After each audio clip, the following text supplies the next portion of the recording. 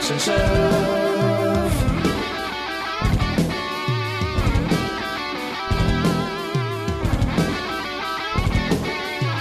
The Action Shelf.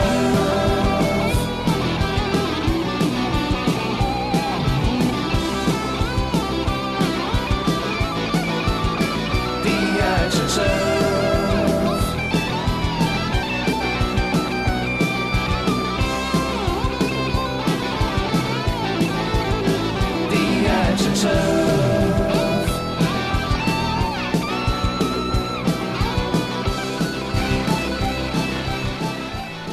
Welcome to The Action Shelf, the podcast that celebrates the glory of B-action movies. I'm John Campbell. And I'm Michael Listman. Oh, Listman, this week, you know... What a joy this one was. It actually was a lot of fun. Yeah, some weeks, we watch these movies and they're slogs.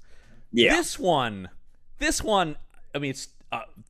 pull the Band-Aid off. Not good by any stretch of the imagination. No, absolutely not. But this is the kind of movie we're looking for on this podcast, I think. Yeah, this feels very appropriate for the podcast. This is a terrible movie that I enjoyed for all of its whatever 95-minute runtime. This movie did not lose me because it at every turn did the most insane thing it could think of, it felt like. That's very true. It also, I'm pretty sure I didn't count specifically, may have the record for the most one-liners of any movie we've watched so far. I think so. It's hard to tell what a one-liner in this movie is sometimes because the villain just, like, everything he says is completely insane. Yeah, it's non-stop quips from this guy. Yeah. He uses the same one-liner a couple times. Oh, that's right. Yeah. Well, what before we get too much into it, why don't we give the audience the Amazon plot summary? Yes. So the movie we're talking about is 2003's Detention, which, by the way, usually I'm aware of the year of these movies when we start, but this one fooled me. I thought this had to be 1994, 95, maybe. I was also guessing early 90s. No, yeah. 2003. Wow. Feels real late for the movie we watched. Yeah, this movie looks in so many ways like an early 90s film. It really does. It also is such a Die Hard ripoff that it feels like it would have to be on the heels of the Die Hard franchise. No, right, exactly. This was made in the time when there really weren't Die Hard movies. Between 3 and 4, there's a huge gap. And I guess Detention filled the void. Yeah, maybe that's why they did it. They're like, all right, let's strike while the iron is hot, you know? So here is the one-sentence plot description. A heroic high school teacher leads a band of students trapped in school by violent drug runners. Yeah, I guess that does technically happen in the film. So and here's the thing. I saw the little poster, which is just Dolph Lundgren holding a handgun with a school and flames around him. Sure. And I knew it was kind of Die Hard in a school. But that plot description, that poster, it being Die Hard in a school, does not prepare you for just how fucking crazy this movie is. It is, yeah, it is. It keeps you guessing in a lot of ways. It does. It's such a generic setup. Because the thing I said to you beforehand is the whole time I was watching it, I kept thinking, so this is finally the dream of if Die Hard met The Breakfast Club, but was much worse than either one of those movies. Yes, 100%. Yeah, that is. Also, It took me a little bit back to our first episode with The Substitute. Just a bit. I was thinking that. I was wondering how similar it was going to be just based on the concept alone. I'm happy to find that it is, it differentiates itself. It is different. And, all right, here's the thing. And this is, I can't believe I'm saying this, but I think this movie actually makes more sense than The Substitute. I think so too. It's actually slightly less ridiculous, as insane as it is, because no one in the school is involved in the criminal activities. Right, and exactly. Dolph Lundgren is just a man who was a soldier and is now a teacher. He's not posing as a teacher. Right, exactly. So right off the bat, the sort of building blocks are a little bit more stable story-wise than The Substitute. The only weakness that this movie has that I suppose The Substitute doesn't have is that the villain of this movie, and we talked about this a little bit before recording, but it's not super clear what his plan is. It's not clear what he's hoping to get, like sell the drugs, I guess. This is something I want to chart through this episode, which is, can you and I actually figure out what the bad guys are attempting to do in this movie? I mean, so in broad strokes, and we'll just dive into this now a little bit before I actually get into the movie itself, but let's see if we can set up what we know, and then we'll dive into the movie itself and try to piece the clues together. Okay. The police are shipping a large amount of, are driving a large amount of heroin. I don't think they specify, but there is a thing called Dispo Day, where once all the, trials and everything and all the evidence is not needed, police have these warehouses full of drugs and guns and stuff like that, and they will, once cases have passed, destroy all that stuff. Oh, sure, John. Destroy it. I see. Yes, exactly. The good old-fashioned way. Up their noses, am I right? I can, at the drop of a hat, turn into Dennis Miller. Yeah. Okay, Bram. So I'm assuming that's what they're doing, because they are packing a police van filled with heroin. Now, the thing that doesn't quite make any sense is it wouldn't just be heroin. There's actually an episode of CSI Miami about this that is worth checking out, because CSI Miami is awesome, and is, if there were to be a CBS police procedural that fits with the tone of this show, it is CSI Miami. Very true, yeah. Which is just a crazy action show. Yeah. But anyway, it would also be guns and lots of other things. And also, we'll get into this, but it wouldn't be one lone police van unguarded in any way. Just driving through the streets of the city. Anyway, though, the bad guys are going to steal this van. Yes. Full of drugs. Yes. Okay. That is the idea. Then we know this. Presumably sell that on the black market. For a lot of money, yes. That tracks. That makes sense. That tracks. So then the question becomes, why a school? Yeah, because... Why this school? Yeah, okay. So, because what they intend to do is get the van to stop. They have some kind of device that controls street lights. So they get the van I was wondering. They get the van to stop. Then they're going to shoot the two cops who are in the van from a manhole from underneath, and just shoot up through the floorboards, by God, hoping that you're hitting people, and that it's not armored in any kind of way, which, you might think maybe... It would be, I mean, maybe not from below. You think maybe it not, would be but armored still, from below? I don't know. I mean, I don't really know. But still, maybe that's the thought there. But still, you're just firing wildly with no aim up into the van, hoping it hits people and kills them. And also hoping that the only people in the van are the two people in the front. Right. And also that there's only one van. Now, okay, but here's a wrinkle in the plan. And this is where maybe there's a reason for there being one van. And this is where I don't, the movie does not clarify. There is a Secret Service agent who has shown up to get police resources to protect the visiting vice president. Yes. The Secret Service agent is in league with the villain, so is there actually a vice presidential visit? Is this guy even really in the Secret Service, or is this all just a ploy? I think that the corruption goes all the way to the top, John. I think the vice president is in on it. Holy shit, man. Yeah. Oh, wow. Now we got some twists. You're writing a way more interesting movie, this one. I completely forgot that the vice president subplot was in the movie, because the first scene where they introduce it is the last scene that they have it in the movie. So it's because very forgettable. Near the beginning of the movie, this helicopter lands, and this guy gets out and he goes, "I'm with the Secret Service," which once again seems weird that it'd only be one Secret Service agent. It also seems strange that the police wouldn't get more than a day's notice that the vice president is visiting. And then this guy's like, "What are you spending all these police resources transporting this heroin? The vice president's coming." So maybe it is a scam. Maybe they're trying to get the resources away from transporting the drugs. That's what I'm thinking. They're trying to divert police cars to a vice presidential motorcade.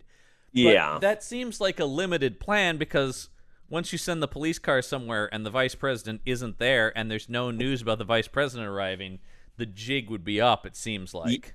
Yeah, it would take just a little bit of searching on the internet to figure that out. And it is 2003. Yeah.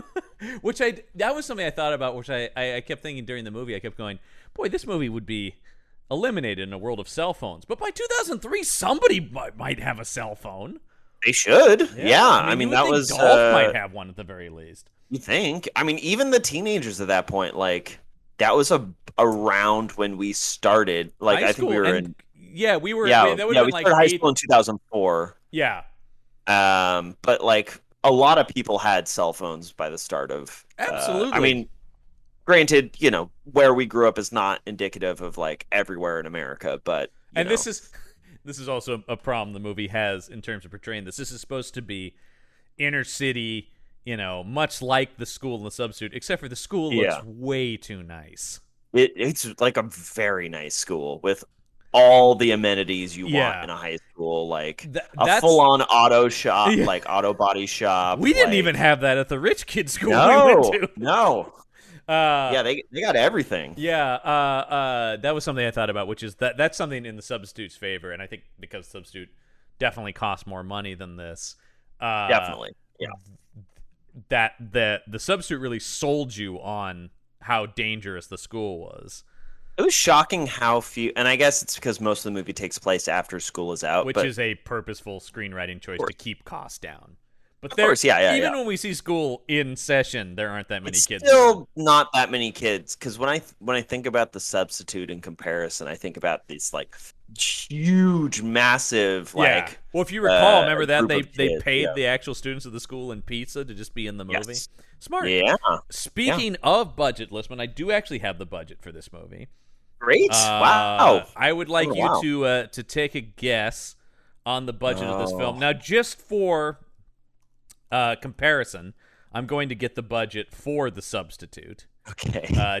Because there's no question that movie looked more expensive. Yes. And it was made. 7 years before this movie. Yeah. Which is insane because they definitely look like they're contemporaries. So the budget of The Substitute was $16 million. 16 million. Okay. I believe that's right. Yes. I always lowball these guesses because I see the film. I'm like, this costs $3. But yeah, there's some money here. Some of the people who are working on it are in a lot of legitimate other things. Mm-hmm. I mean, Dolph costs. He costs money. Dolph costs, yeah. The stunt coordinator does like stuff on Marvel movies and stuff like that. So, I'm gonna guess $10 million. That's okay. Well, but this is 2003. 2003. I'm gonna guess with inflation. I'm gonna guess $15,000 or $15 million. $15,000. That'd be very impressive. $5 million. Listen, $5 million. This movie. $5 million. $5 million. Ah, man, I should have lowballed it. You should have lowballed this one. When you said you were going to lowball it, I thought, you know what? I bet he's going to get it on this one. This movie. This looks not that bad for $5 million. For $5 million, that's not bad.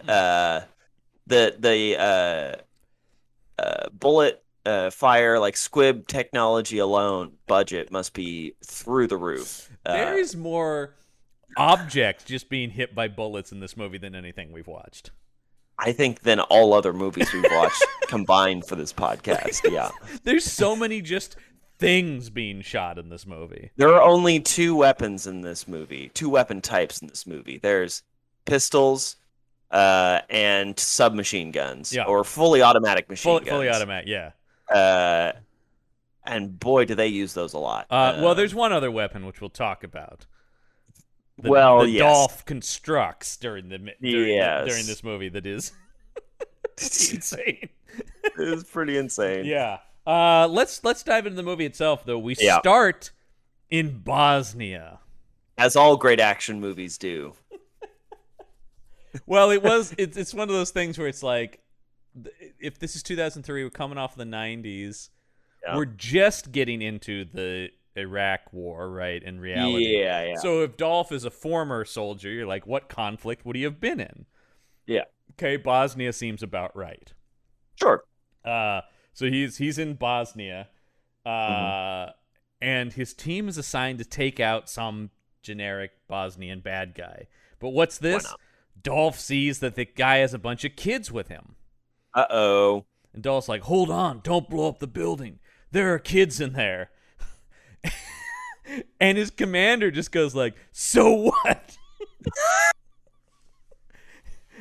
Sometimes, what does he get? Some line that's like, sometimes people have a bad day, and sometimes kids get blown up. That's the thing I don't understand about a lot of these movies, because I feel like the perception of the military in a lot of them is kind of negative in a lot of ways. It's always portrayed as there's only one guy in the military with a conscience. Exactly. Yeah. Like, so it's very strange. It starts from this perspective: the military is bloodthirsty and awful. Yeah. And our guy is different than the norm. Yeah, and it's always why they have to have left the military. They've had enough. We saw this in Raven. You know, we saw it in The Ultimate Weapon. We've seen it in a bunch of these movies where it's sort of like, fuck the army, man, they're bad. I have heroic intention. So Dolph does rescue the kids before the place blows up, but don't worry, they do manage to mow down every other person in this building, basically. That is true. Although some kids were left in there, right? Well, that's the thing. As they're extracting the kids, the main bad guy that they came for grabs this little girl and carries her back inside. And Dolph's like, no! And then the building blows up, and Dolph is haunted by that, of course. Oh, yes. Because I mean, I could see it on his face. Well, it sets up his whole character, right? Which is why he won't let any of these kids, he won't leave any of them behind. In the school. I mean, one of the spoiler alert, one of these kids does die, which I did because he does leave them technically. Which when that happened, I did think that kind of actually damages what they're trying to say thematically here, but that's okay. Yep. Like I thought the kid might get shot, but then Dolph would save him or something like that, because that's the point. Is I save kid. Well, actually, another kid just straight up gets gut shot, but is totally fine. Weirdly, it's very strange. We'll get to him. This is our first time with Mr. Lundgren, the legend himself. Yeah. I love Dolph Lundgren. I grew up on Dolph Lundgren movies. Yeah. I don't think this is not the best way to start Lundgren on this podcast. I'm not like blown away. I mean, he's fine. You know, he's fine in this movie. He's better than a lot of the guys we've seen on here. Better than a lot of what we've seen, especially last week with Chad McQueen. Oh God, I forgot. Yeah. Last week was Chad. Chad McQueen. Boy. Yeah, and but this really doesn't lean into a lot of Dolph's appeal. Number one, in classic fashion, when we have these guys, no real hand-to-hand combat from him. Basically, very little. There's one hand-to-hand combat scene at the end of this film with the main villain, which doesn't work at all because Dolph would destroy that man when you see them together. Like, because Dolph is. I mean, number one, Dolph is gigantic. Yeah, he's a very large man. Dolph Lundgren. Let me get his exact info here. He is from Stockholm, Sweden. He's a Swedish man, and he is 6'5". So Jesus, that's crazy. Very big guy. And he's not just tall; like he's like a pretty big, like well-built guy. Yeah, you know? Exactly. And so that was like, I mean, you look at him, and he's made for action movies. Yeah. Oh, 100%. I mean, there's a reason. That fight scene was.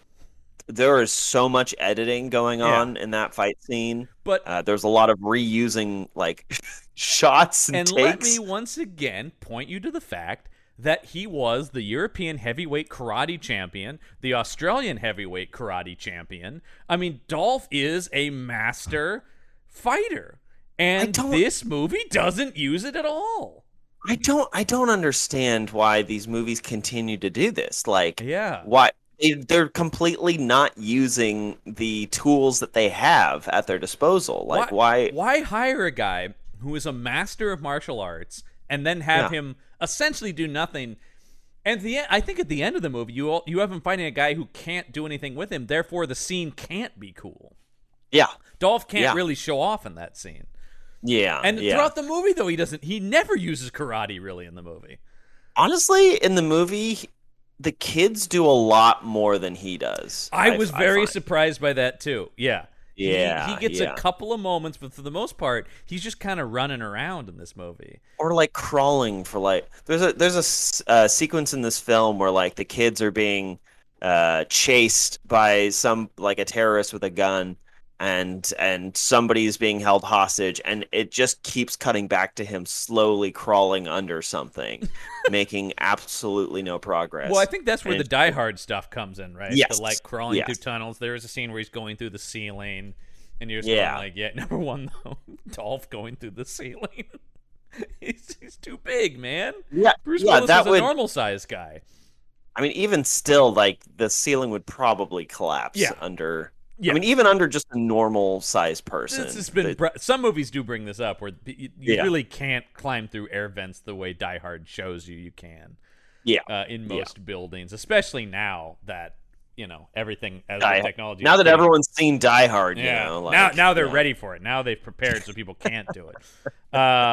So this is not the greatest spotlight of Dolph. By the way, if you want to see a cool Dolph fight scene, I mean, there's a number of movies to go to, but I think Lisman, you particularly enjoyed the first Expendables when he and Jet Li square off.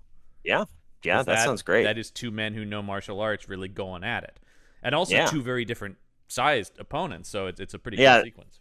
That feels a lot like the Bruce Lee Kareem Abdul-Jabbar fight scene. It gave me that. Yeah, a little bit. Yeah. Because Yeah. you have Dolph like lifting Jet Li up and throwing him across the room and stuff. Yeah, so Yeah, exactly. it's a cool sequence. Anyway, Cool. unfortunately, yeah. I mean, Dolph. Like I said though, Dolph is a better actor than some. Although Yeah. the script is nothing. So Yeah, it feels like he's. he knows what this is. Yeah, he does. He feels very sedated. I feel like his. Yeah. His vocal performance is fine, but like his facial expression is just like his eyes are like half open the entire film. It's just like whatever. Yeah, I once again, I highly recommend people check out Creed 2, where he reprises his role as Ivan Drago from Rocky 4, and he's fucking amazing in it because it's dealing with what happens to this guy in communist Russia when he loses as their warrior, and he's basically thrown out of the country into Siberia, and he's this dark, tortured, haunted man. And it's really a good performance. I can't recommend it enough. This movie, though, he's around. It is amazing what a good director will do for a performance. Unquestionably, that is what I would say. Dolph can be a good actor if he can, because I think he's very good in Aquaman too. Actually, So yeah, but I think on some of these movies, he knows you don't have to bring the goods.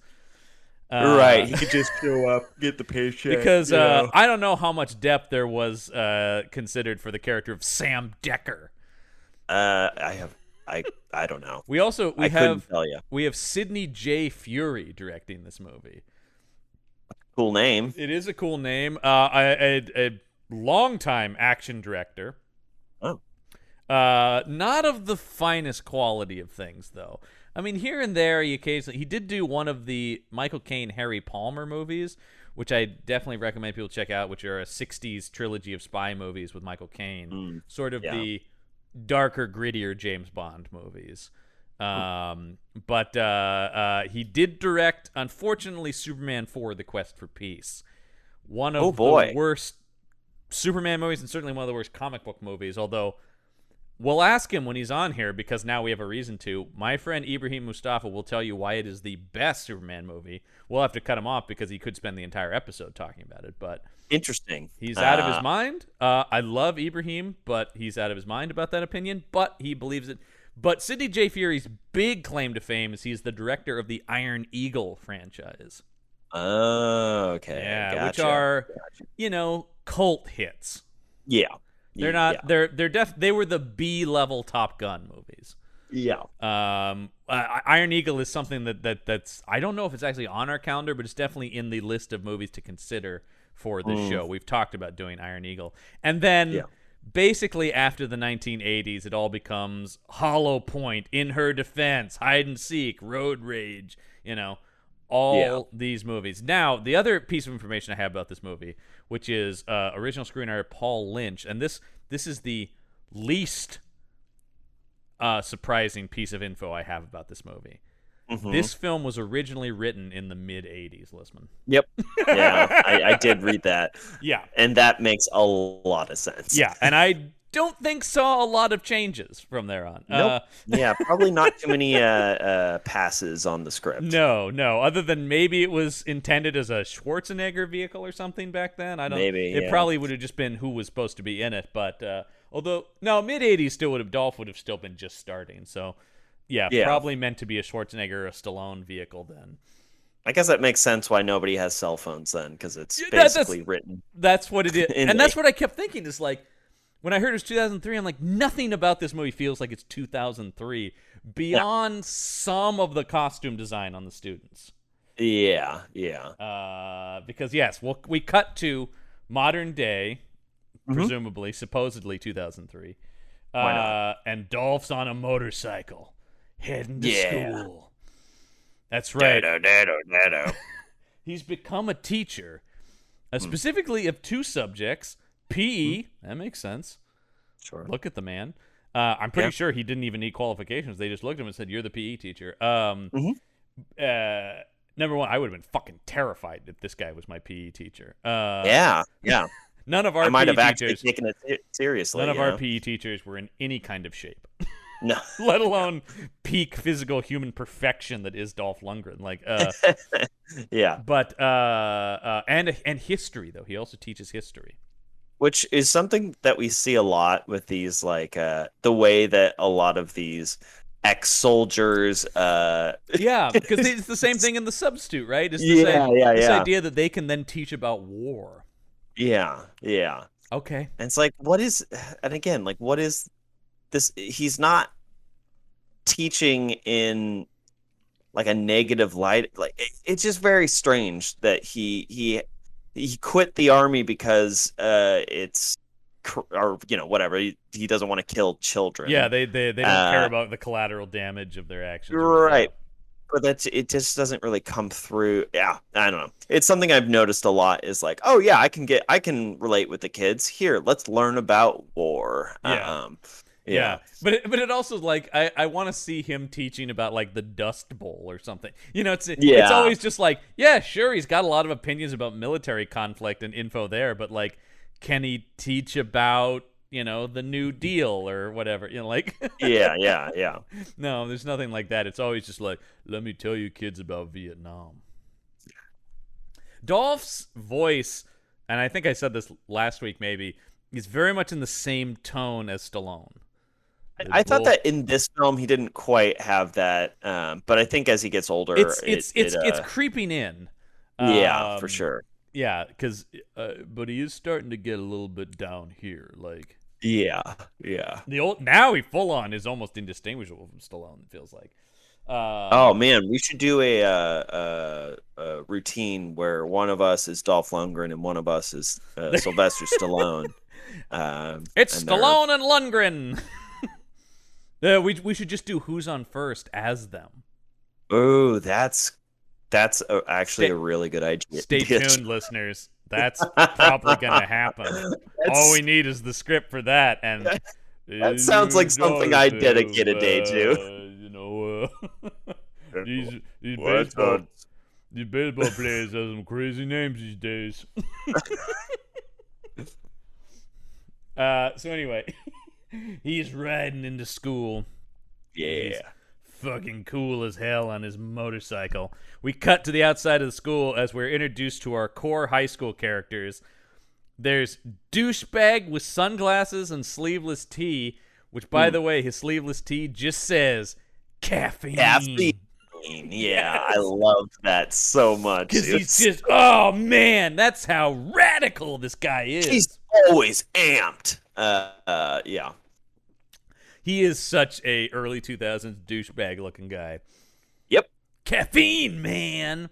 It's like, reasonably cut hair, but like just like frosted, like just the top of his hair is frosted, That's Ashton, played by Corey Sevier. By the way, this movie, this is also probably not come as a shock to you, shot in Canada, so almost Yes. everyone other than Dolph is a Canadian actor in this movie. Yeah. Hence Corey Sevier. Then we meet, I think my favorite of the kids has got to be Willie in his wheelchair. Ah, Yeah, wheelchair kid. I did not know any of their names, so Yeah, Willie, this is Dov Tiefenbach. that's a cool name. Dov Tiefenbach, yeah. Who isn't it? Tell me more about Dolph Tiefenbach. He's in a lot of stuff. He acts to this very day. He has a recurring role on the Netflix show The Umbrella Academy, which is a very good show. Oh, gotcha. That makes sense. I thought he did a pretty good performance. He was my favorite of the kids because he had the most personality, maybe the most characteristic to him. Yeah. He seemed like a decent actor, unlike a lot of the. He's in a bunch of stuff. He's in movies and TV to this day. Yeah. A bunch of episodes. Like after of one of SVU, Yeah. After one of the kids dies in the main conflict, it appears that he's the only one who gives a shit. Yeah. Because everybody else is like doing their own thing and forgot the context of we just saw our friend die. Yeah, and the other kids are all, I mean, beyond him being in a wheelchair and the smart kid, I mean, they all have their things, right? Their stereotypes or whatever. Of course. But he's the one who feels the most like somebody who actually exists in the world. Yeah. Because then you have Hoagie and JT, who are, well, they're black, so they're kind of criminal types. Exactly. Yeah. That's what this movie thinks of young African American individuals. Yeah, one of them got a girl. One of them got a girl pregnant. It's unclear, isn't it, which one it is? I thought it was definitely. Well, he was like denying it at first. That's what it is. Was that Hoagie? No. Was it the other guy? JT. JT. I think it was JT. Because Hoagie's the one that dies at the end. Yeah, and actually, which I thought that JT's been in a handful of things. Oh, has he? Well, he plays a lot of gang leaders and stuff like that. Yeah. Though. He does have a recurring role on the Amazon series The Expanse, though, which is a good sci-fi show.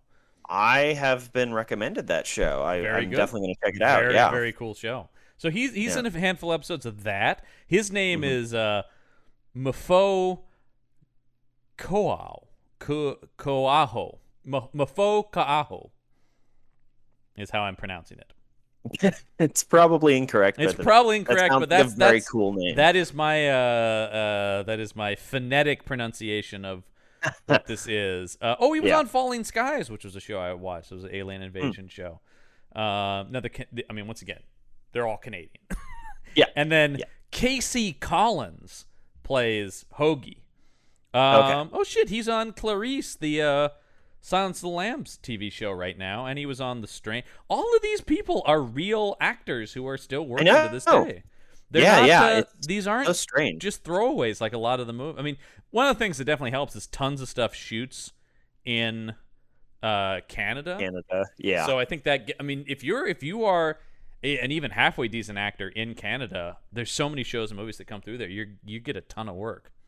Yeah, because isn't Vancouver? Or no. Toronto is a big hub for Toronto's filmmaking. big. Vancouver, a lot of the all the DC comic shows shoot in Vancouver. So there's a lot of work to be had up there. The only actress here who's not Canadian is Kata Dobo, who plays Gloria. That's the pregnant girl. Yes. She is Hungarian. Huh. Yeah. Isn't Hungarian what the terrorists are speaking? Oh, wait a minute. Is she the pregnant girl or is she the? She might be the I think terrorist. she's the terrorist girl. Yeah, Gloria's the terrorist. That's it.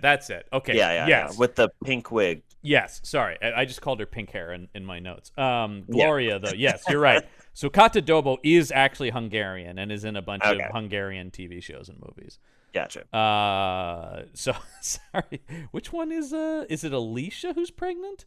I couldn't tell you, John. All right. Well, there's no picture of her, so it could easily be because Margot is Dolph's girlfriend. Yes, Jennifer that is correct. Baxter. Yeah. And then we will get to Alex Karzis, who is the villain of this movie, and Oh boy. he is the MVP here, man. Yeah, yeah. Everybody else is out for a jog, and he's running a marathon. Yeah, it's one of those things where it's like, dude, I don't know. I think this is a guy whose stomach had to be pumped at the end of the shoot because of all the scenery he devoured. But Jesus Christ. Yeah, he was giving it his all, but Yeah.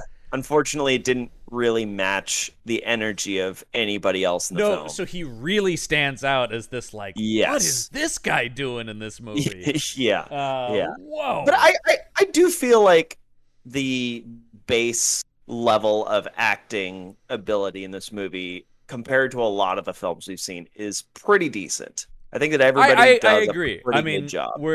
They have the material they have, but it's not bad, really. For the most part, it's not bad. Nobody in this is like, oh God, what are you doing? What the hell? So we're also introduced to the security guard who's handing out detention slips like a fucking nerd.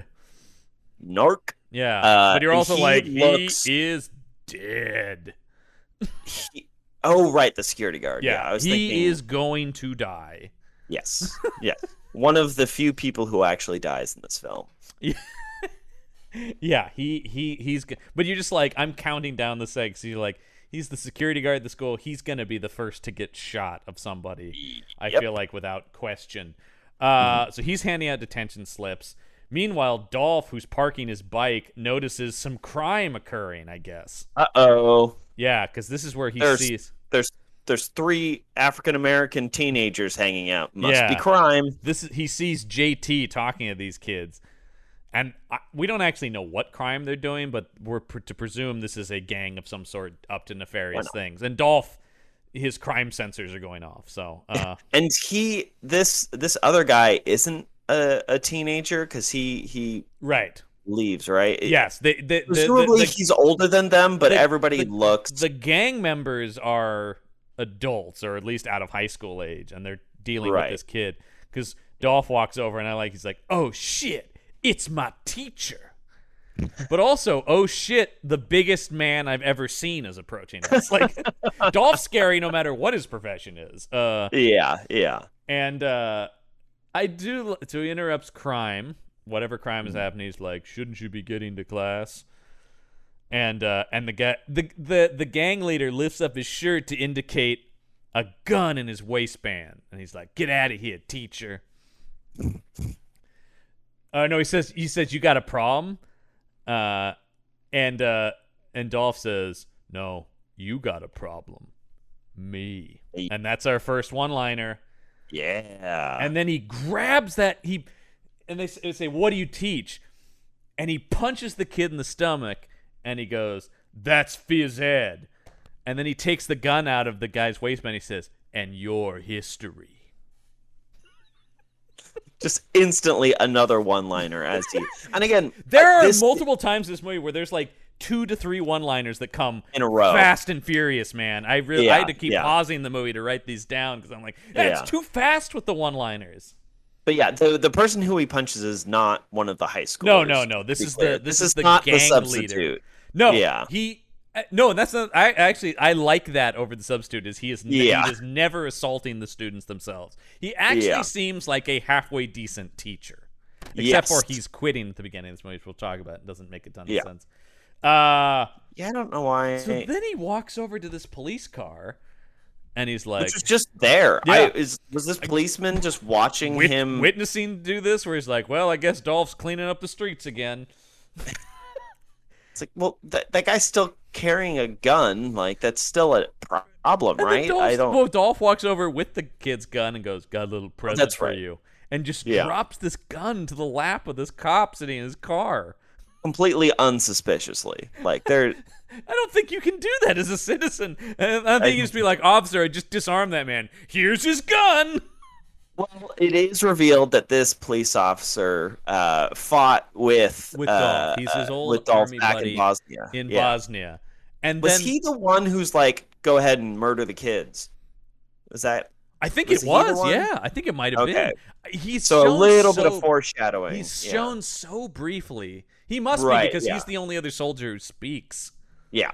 And we didn't even see Exactly. anybody else, so it's got to be him. But I didn't It's gotta clock be him, I yeah. didn't think that guy was going to be important, so I didn't register his face when I watched the beginning. I only made that connection right now as we were Yeah, recording. until you said it, I didn't Because think about it. But It's I'm like, not clear. he must be. Yeah. Because they do make a point of showing that guy and having him talk, so I guess he's Yeah. important. Yeah. And then he says, well, I got something for you, and he hands him a flask that he's like, I took this off one of the kids, but I don't need it for anything. So here, have some kids' booze? I thought this was weird. It's only there to It's a set up a weird- thing at the end. Yeah. And then it's like, here, you're about to go on school grounds. Take this alcohol. You should drink it up. There's nothing wrong with it. I'm a police officer. I mean, we'll find out. This guy is a very bad police officer, but or a very good police officer, that's depending true, on how you yeah. look at it. Well, the thing is, we see no other. Really, we only see like one other police officer in the movie, so we don't really get much of a sense of this police department and That's how true. corrupt it might be. Meanwhile, Dolph stops Willie, who's speeding too fast in his wheelchair. Now, Yeah. I did not think this was going to be a setup for an action scene near the end of the movie. But by God, you better believe Willie's speeding wheelchair will play into something.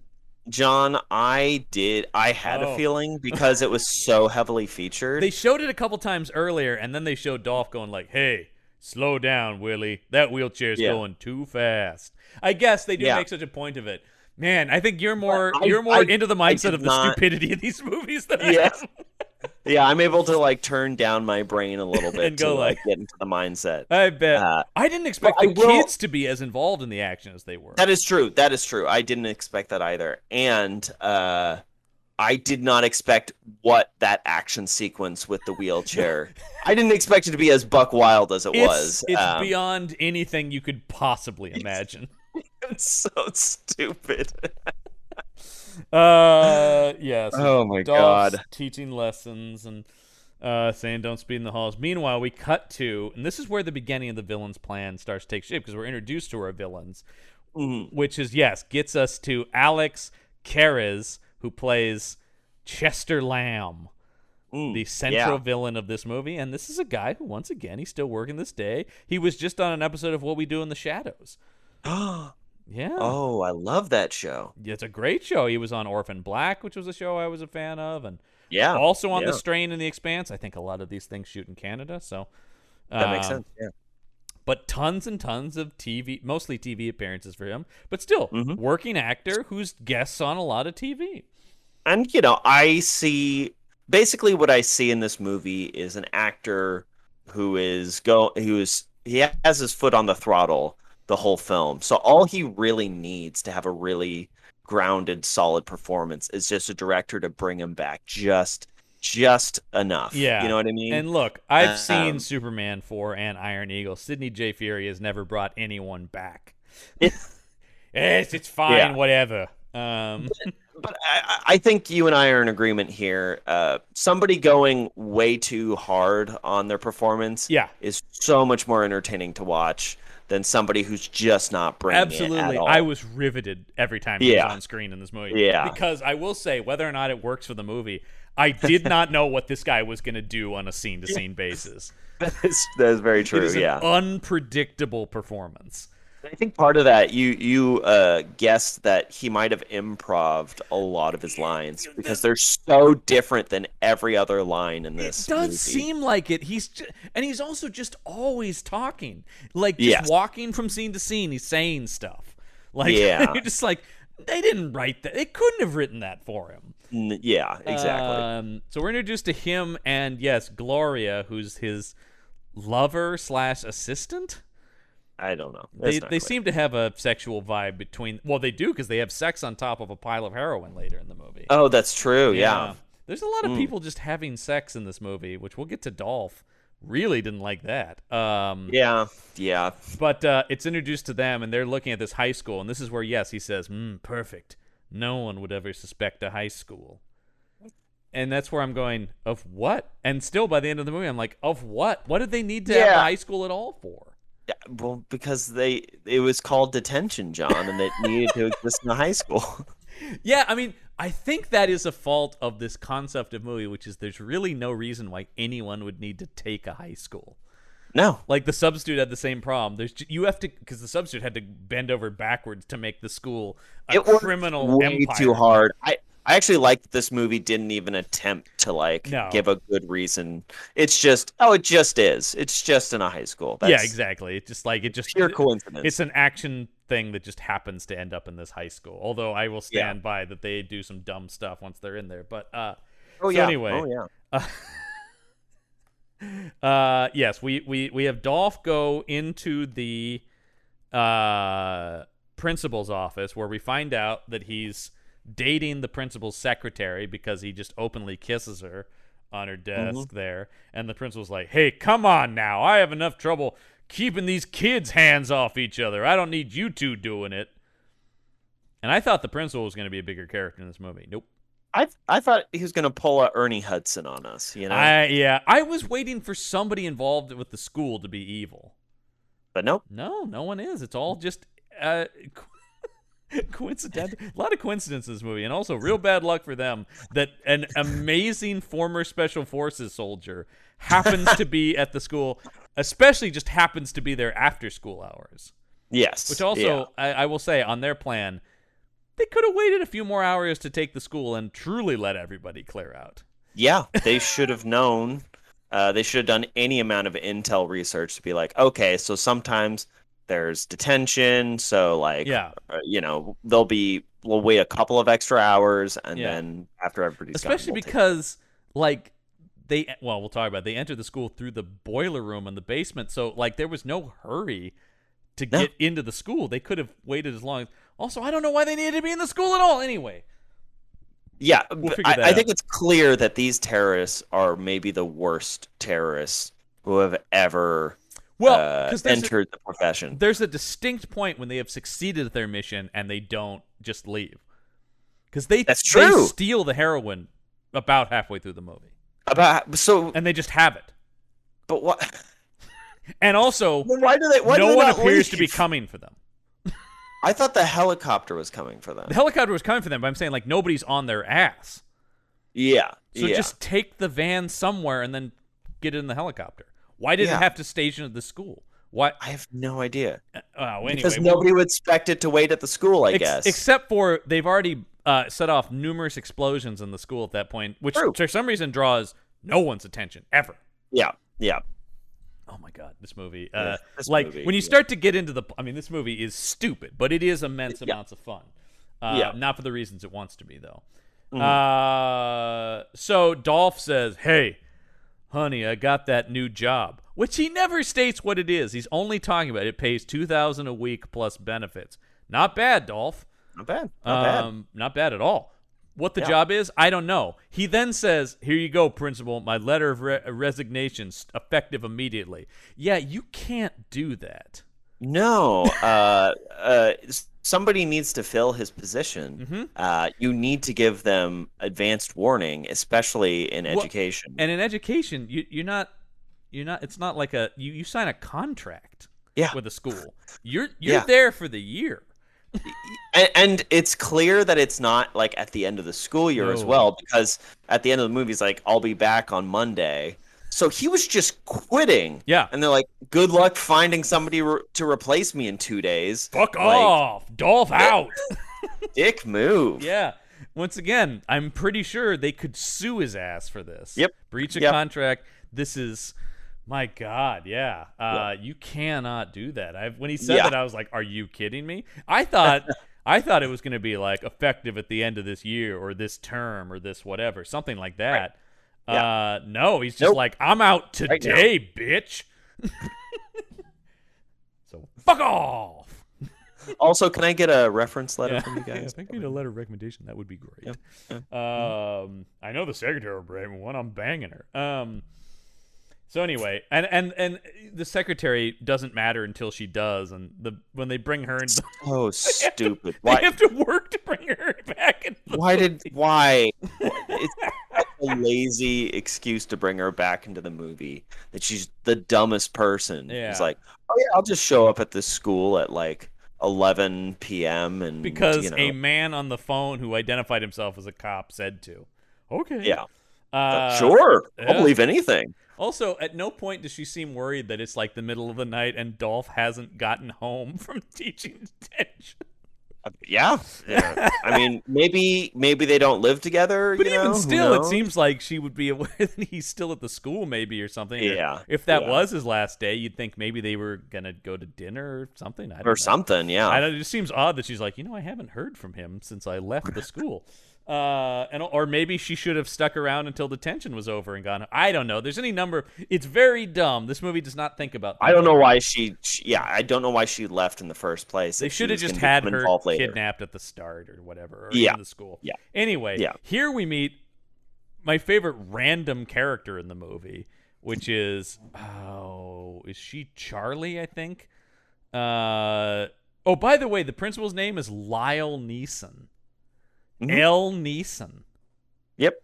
That threw me. There's no connection. No connection there. You see the door. It says Principal L. Neeson. To which now this part would be offered to Liam Neeson, I feel like. Yeah. Children, I don't know. Listen to me. I was quite taken by his performance. Oh. Listman. What? You're right. I was taken too by his performance. I was take 3 in by his performance. Who could forget? You gotta love when sequels put numbers in the name of the movie.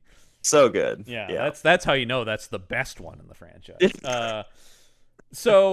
No, we meet. I believe it's Charlie, played by Nicole Dicker. Not a great name, sadly. Unfortunately, middle school had to be hard. But she's drawing a caricature of Dolph while he's teaching about Vietnam.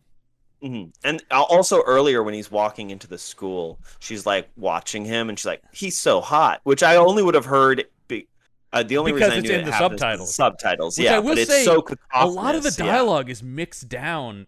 On the tracks here, which I don't understand. Yeah, it is a struggle to hear.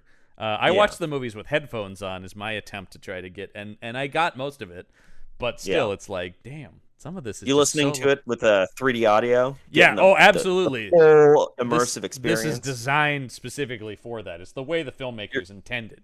You're watching it with like a VR helm, Yeah. It's a 360 degree camera. Whoa, it's like I'm in detention. I almost feel like I could reach out and touch Dolph. Yeah. Reach out and touch Dolph. But here he teaches the lesson that will be important later to the movie, which is it didn't matter that the North Vietnamese didn't have the same amount of weaponry. They had the spirit, and whichever... Is it spirit? Is that what he says? Something like that? Or heart? I don't know. It's something along those lines. Whichever... I think it's spirit. It's something like that. Yeah. Whichever army has more spirit will be victorious. And don't worry, that will come back later and be important when he's trying to... It could not be more obvious that it will come back. But again, with a lot of these films... He says it into the camera. Like, yeah. At least it comes back. Is that where you were going with that? Yes, because a lot of these movies completely forget the things they set up in the first half of them. Yeah, so, yeah, because I definitely had the foresight to do that. Honestly, at this point, and that's how it's come up on my other podcast, Panel Up, a few times. I've now been talking about how the show has ruined me because even mediocre stuff we're reviewing, I'm like, I don't know, Gorgoni, the script was pretty solid, actually.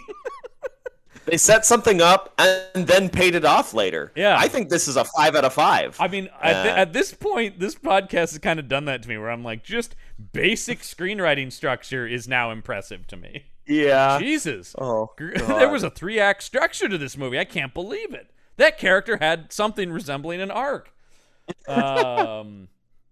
Dolph's arc in this movie is just... He doesn't have an arc in this movie. His only arc is he decides not to leave the school. Yes. That is his arc. Why? I don't know. Like you would think like after this happened, you'd never come back. You'd think. But yeah, I feel like he had an arc that happened before the film started. You know what I mean? Like yes, it's clear that he cares about kids. Yeah. It happened. It almost feels like the movie needed to start with him just starting as a teacher after his Army experience. Yes. Yeah, that would make more sense. Instead, he's been a teacher for at least 10 years. I mean, well, at most 10 years, I guess, because it's 10 years after the Army. So, whatever, several years. He's been at this a while. Then later in gym class, where the same girl who was drawing him and looked at him earlier, she says, "Oh, Mr. Decker, he's a fog." And they're like, what's a fog? Yeah, and even I thought, I've never heard that. And she describes it as a fuckable older guy. Ooh, boy. Yeah. This is how teenagers talk, Listman. I think. Yeah. I mean, we all know the lingo. Closely observed screenplay by John Shepard is the writer of this movie. In 1987 or well, whatever. he wrote the version. It was written by Paul Lynch in the 80s. Okay, that's right. And then rewritten by John Shepard, I guess, to modernize it. He didn't do a very good job. Nope. John Shepard, his main claim to fame is he was the executive story editor on MacGyver. Which, I love MacGyver, but that doesn't set you up to... He also wrote the MacGyver reunion movie, Lost Treasure of Atlantis. He also wrote for the RoboCop TV series. Yep. And then has written... just a bunch of straight-to-video shit. Nice. Yeah. Yeah. Never Cry Werewolf. Ooh, Nature Unleashed, Avalanche. He wrote that. Hell yeah. Now that sounds like a picture right there. It sure does. Yeah, we gotta watch Nature Unleashed, Avalanche. Two brothers and an avalanche researcher try to convince villagers that a giant wall of snow will soon destroy their valley.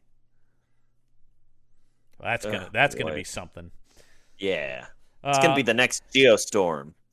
Geostorm. I wish we could do Geostorm on this podcast. Yeah, we may do. It's just too big budget. Yeah. Geostorm is the big budget version of the kinds of movies we watch. We'll get to some disaster stuff. We have some disaster. Yes. That can only be so. Yeah. So anyway, he's a fuckable older guy, according to this girl, who seems like she's gonna be an important character, but then spends most of the movie locked in a trunk. Yep. Now the principal comes to him in the middle of gym class, where Dolph is wearing the shortest of gym shorts. This also felt like the 80s. Yeah. He's wearing some John Stockton shorts here, and they're they're real tight against his gigantic muscular legs. Yeah, which in middle school we had a teacher who also had a very similar attire. And let me tell you something. People were not like, "Oh yeah." No. Yeah, we could see so much of his legs. Yeah. No, it's usually horrifying.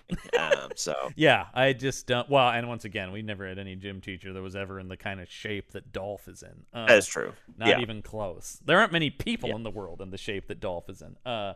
So anyway, the principal shows up and he goes, "Look, what do I have to do to convince you to stay?" And he's like, "Hey, the school's a prison." To which I'm once again going, is it? It seems like there's a few bad apples, maybe, but the school seems pretty nice, and maybe has, like any school does, some problematic students here and there. Because it's hard not to compare it to The Substitute, because succeeded at visually portraying. Yeah.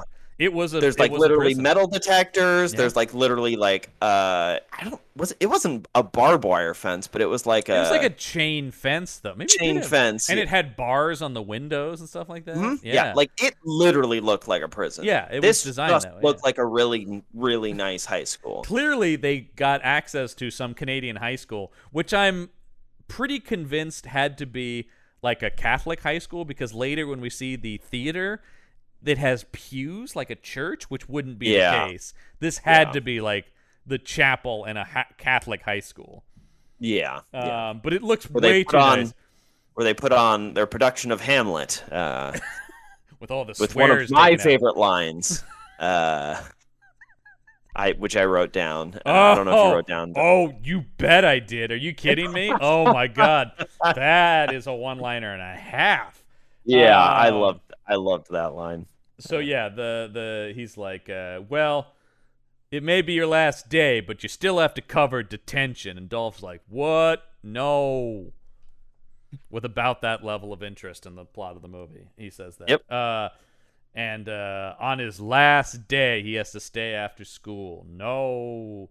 Why did they have to have him resign? He could have just already had resigned, and this was going to be his last day. Him just saying today is his last day is insane. Yeah. It's basic logic, John. Because they want to do the thing where it's like, on my last day? Yeah. Which, again, they could have done, but if they paid any attention to how the education system works, they would know that that's not really a thing. Yeah, and it could have been the last day of school. Well, the detention wouldn't have made a lot of sense, but still, it would have made more sense than anything else in this movie. Yeah. So he has to stay and cover detention. So that's bad. We get our Secret Service guy coming, and he says the vice president is visiting. Then we get sexy basketball flirting. Oh, right. His girlfriend comes and says, I'm gonna miss having fun in the school. Then the two of them sneak off. I think he's still teaching the gym class, technically. I believe so. They And he needs to go to detention. He ends up being late for detention because of this. He and his girlfriend sneak off to his classroom to bang. In the school. Yeah, and she's like, I'm sure gonna miss us doing this. So they do this regularly. That's not good. No. That's and Charlie, the girl who has a crush on him, sees them through the window of the classroom. And she's like, which is, I love the idea that she's heartbroken by like, yeah, what, you were going to get it on with this 40-year-old man? Like, it's one thing to have a crush, but to think you actually like have a chance. Yeah. Yeah. So then we meet the two henchmen for the bad guy. Oh, and boy, what henchmen they are. What are their names? I know one is Victor, but I don't know the and other one. Alec. Yeah. Alec is played by an actor who is credited only as Miff. M-I-F. Miff. I don't know. What is Miff short for? It's not clear. Born on the island of Malta, Anthony Mifsud, or Miff. There it is. There's the answer. Mifsud. He's a genuine Renaissance man, according to his IMDb. He is he's primarily a musician. He became accomplished and legitimate force on the Canadian music scene. So I guess he's some sort of Canadian musician who found his way into this movie. And does he have other acting credits? Yeah, he's in other stuff. I don't know. I mean, like, he plays a lot of, like, convict number 1, guard number 2, in a lot of Canadian stuff. So, and then Joseph Skorlin is Victor. And they always just say Victor. He stopped he stopped acting the next year. So well, actually he died. So that actually is that is actually sad. I just am now seeing that he unfortunately he did unfortunately die in 2005. So too bad. Anyway, this is one of the weird choices I'm talking about in this movie. Why to make these guys like idiots? Idiots, and also super antagonistic to the main villain, and vice versa. Yeah, like, why not be like an elite team? I don't understand. No, it's not. This is very much not like Die Hard, where they are all trained and exacting, and it's all this perfectly put together plan. This plan seems like it would have blown up regardless of Dolph's involvement, based just on who's involved here. Yeah, exactly. It's very strange. Okay, and this takes us back to yet another piece of the villain's plan. They are preparing a police car for something, and he's mad at them for ruining the upholstery because he says the upholstery needs to remain intact. What do they need a police car for? Isn't that what they're gonna... Oh, I guess they have the police van. Yeah, and they can't put all the heroines in the back of that van in this police cruiser. But then they proceed to cover the car in acid. Yeah, and then they wash it off. Right. That wasn't super clear. I don't know what they needed that for. What were they going to do? I'm not sure. Well, they were packing guns and stuff in the seats of the car. Yeah. But I don't. Other than that, I don't know what. Because the that's what plan they're doing, was. and he's mad that they're actually cutting the seats open to do Yeah. that. Yeah. Because they are just hacking at these seats with knives. They're not like Yeah. surgically opening up the seats and putting the weapons in. So I Jesus. don't know. I don't I- know. It's not clear if there was an actual plan in the writer's head. It's clear that did not make it to the Through not make it to either the his script. own poor writing or a series of rewrites where stuff changed. I kind of feel bad for the person who rewrote it because it's like I don't know what he's going for here. Poor John. Like, what is poor the John plan? Shepard? He goes, "This isn't an Well- episode of MacGyver at all." Well, I guess he could have like actually made the plan make sense if he was doing a pass on it. But That it's would have like, been one of my first Sure. things as a writer on this. the Going, main Let thing me to make fix this in this clear, film. because Yeah. then later, the villain is all upset because he goes, "We have to abandon what our plan was because of this." But what is the plan? That's what I was sitting here last night watching this going, but I was unclear what the plan was originally. Come on, It's just Chester. it's just so funny. It's so funny because the first Die Hard is just it's constantly referred to as like the best villain plan in an action movie. I do think Die Hard is an absolutely perfect screenplay. I've always said if I was going to teach a screenwriting class, I would have students read the script to Die Hard because it is absolutely it moves like. I'm not saying it's the greatest movie ever made, although I mean I think it's arguably maybe the best action movie ever made. It's up there for sure. It's in the top 5 unquestionably, but it is like clockwork, and the screenwriting math of it is perfection. Everything that's set up is paid off in very clever ways. You know, it's just meticulously put together. You get the sense, and from what I have heard about the behind the scenes, they wrote and rewrote until that script was absolutely airtight. And this movie meanders a lot, and I think that's another really impressive thing about Die Hard is that everything it shows, it feels naturally like, okay, we focus on this character.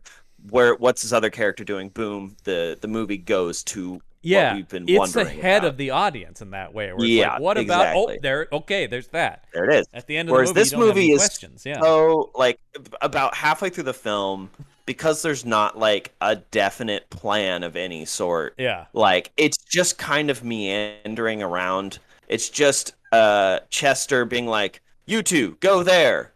And then sometimes they follow his orders, but sometimes they don't. And then he's like, "All right, now you go over here," it's just that for another hour. Because I think they make a key mistake, and it's pretty early here in their plan, which is so the thing that's set up here is the school is controlled by a computerized security system. Yes. That we see the security guard activate, which also I don't understand why he activates it, because Dolph says, or the principal says to the security guard, "Hey, just so you know, Mr. Decker's in with a couple of kids in detention, so don't leave them behind or whatever when you leave." This is the security guard. The security guard then goes, "All right," and then activates weekend security protocol. So how is Dolph and the kids supposed to get out? I guess he's activated. activated He didn't leave. No, so I guess he's he's still activated it, and then he will deactivate it to let them. But like, why does he need to activate it? He then makes a point. They make a point of having him chain up some of the doors. Yeah. Why? Just better make sure. Yeah, I guess. I that made no sense, and that's such lazy screenwriting, because it's like, well, we need a reason why they can't just walk out the doors of the school. Oh, we'll have them activate the security system. But so they turn on the security system. Yeah. Dolph's still in the school. Also still in the school is a couple of kids in the boiler room doing drugs. Yeah. But listen, not just smoking weed. That's a fucking crack pipe. Yeah. I thought, holy shit. I mean, they're a little vague about what they're doing, but they are I believe heating up it is. a glass vial. I guess, yeah. I guess they I are. mean, it's not. They're it's not. Yeah, they're something- not like it's- smoking a bowl. They're literally heating up. They're Yeah, heating up, yeah. and it's got the burnt black of either crack or meth, probably. Oh yeah, It's- could be good old meth. You know. It's bad news, man. Yeah. And then I also love that those characters are in no way affected through the rest of the movie by the very serious drugs they've done. Maybe that's why I assumed it was weed, because they were so not behaving like they would be on it's like a super hard drug. That's what I'm talking about though with the movie, where it's like it's clearly a miscommunication between what the script is saying and what props has given them. Yes. Because it's like, yeah, fuck, they should just be down. yeah, because the script probably just says they do drugs, Right? Yeah. and so it's just like, okay, well, we'll just get this. And what do people They do when they do smoke drugs? Drugs. I guess they freebase it, right? And I mean, I don't think the screenwriter knows what drugs they're doing. no. I think I think it says they smoke drugs. Yeah. You've been drinking drugs. Yeah. But going back to the lockdown thing, Yeah. yes, it was a lazy excuse, Yeah. but there was also at no point where people tried to get out by trying the doors, as far as I remember. Dolph I don't remember Dolph that. tries to bash down a door at one point. No, well, he tries to bash down a door, then Yeah. decides to cut through the chain on the. So I guess that was an already chain door that he was trying to. Yes, yeah, but it's not like the doors leading outside. No. Which we saw like all of them click in a sequential order, you know. Yeah. That doesn't come up Also, again. nobody tries to get to the security computer to deactivate the alarm system or whatever. Yeah. What he instead their big plan near the end of the movie is they decide the big thing they need to do is reconnect the phone line so that the alarm will call the police. Yeah. I don't. But I that don't know. doesn't happen, right? No, it Like, doesn't happen because the alarm system is rigged with a bomb. If you recall. Yeah, Yeah. but they still get the alarm to go off, and that's how the authorities come, because nobody can hear the explosions or gunfire. That's what I or thought. anything. The massive amount of shooting, and then the fireball of an explosion that happens when Yeah. they shoot the tank on the welding torch. Right, yeah. We'll get to all that, but right now Oh, we God. lose a security guard because not the security guard of the school. They shoot the security guard at a tunnel site because there's a construction tunnel that will take Christ. them underground into the school. Which once again, why do they Sounds like need a to be in weird the story. school? Yeah. That's I don't never know. explained. But so they murder this security guard because they go, "Oh yes, we're the investors on this site. We'd like to examine." And I love the People are security so guard. gullible in this film. Also, we should talk about the villain has crazy bleached hair, Yeah. black painted fingernails. He doesn't look like an official representative of anything. Oh. I She's believe got he pink also hair. has eyeliner. Yep. He looked like he had eyeliner. He has on. eyeliner. She's got the pink hair. The villains have like one has a mohawk. They look like punk rockers from the 80s. Yeah, one of them has like a shaved head with like a tattoo on his head and like some sort of connecting jewelry from Nose his nose ring to his ear. with a chain to the earring. Just normal contractors. Yes, you know? we're the investors in this site. What? And the guy's like, "Oh, great! You should come over here. They did a lot of work today." Boom, boom, he's dead. So yeah, they still the security guard. Anyway, the kid's in detention. Oh, then we also have Willie, the kid in the wheelchair, who's studying in the library after hours. Yes. Because we have to have a He's reason why all these kids nerd. are here. Yeah. And then we have the pregnant girl.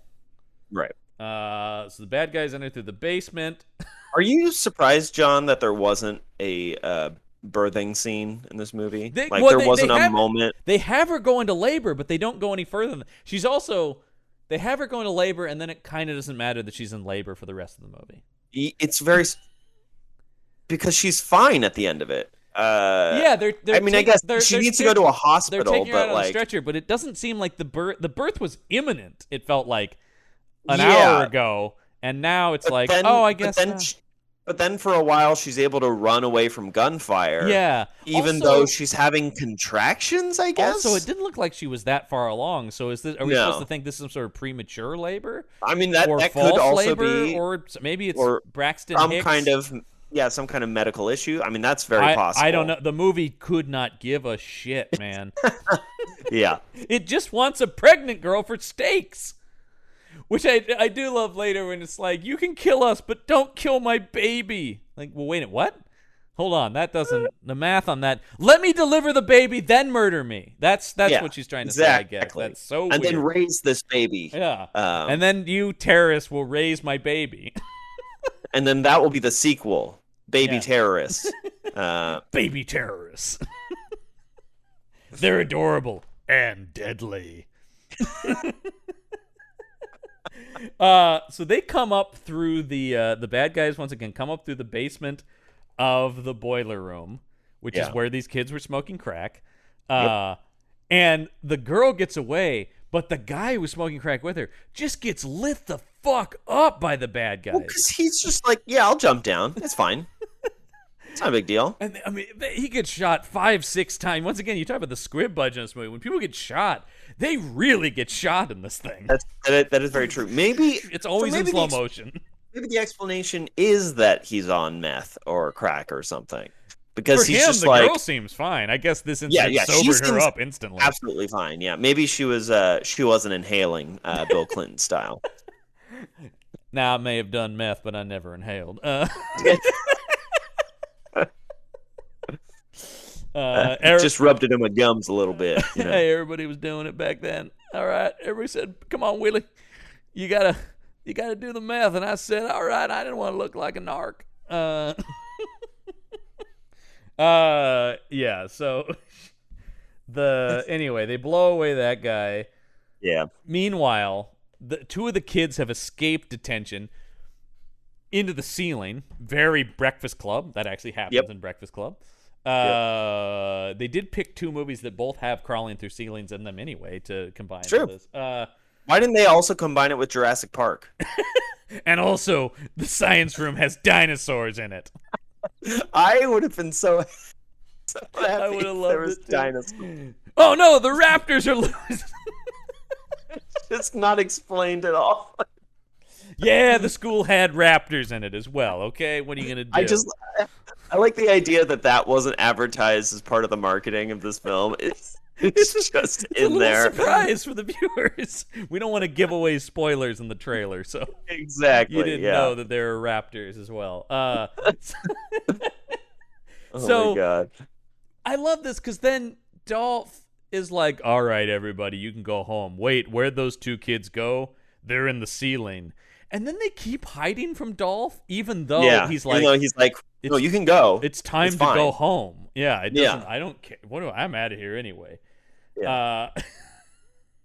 So the security guard is looking for the escaped students, and what's this? He turns the corner though. Not an escaped student, but villains, and we get the first use. I only wrote it down once of the very lazy one-liner from the bad guy when he just goes, "Surprise!"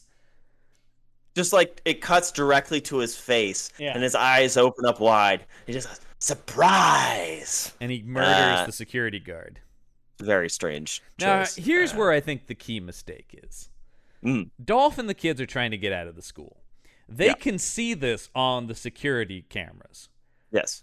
Wouldn't the smart decision here be just to open the doors for them as if they are the security guard and say nothing? Yeah. They probably would have just gone and none of this would have happened. Yeah, because at this point they didn't even know that there were terrorists in the building. Nope. No, they're just looking for these kids. Dolph finds them, and you would think the answer would just be, okay, well, now let them out. Yeah. No, instead, his thing goes, there's people in school. Find them and kill them right now. Well, again, John, it's just an ill-conceived plan. You know, this guy is just so impulsive that like his first instinct is to murder instead of let them get away. I think that is the moral of this movie. That's it. Just let the kids get away. Let the kids get away so you can get your heroin. You know. I don't. Yeah.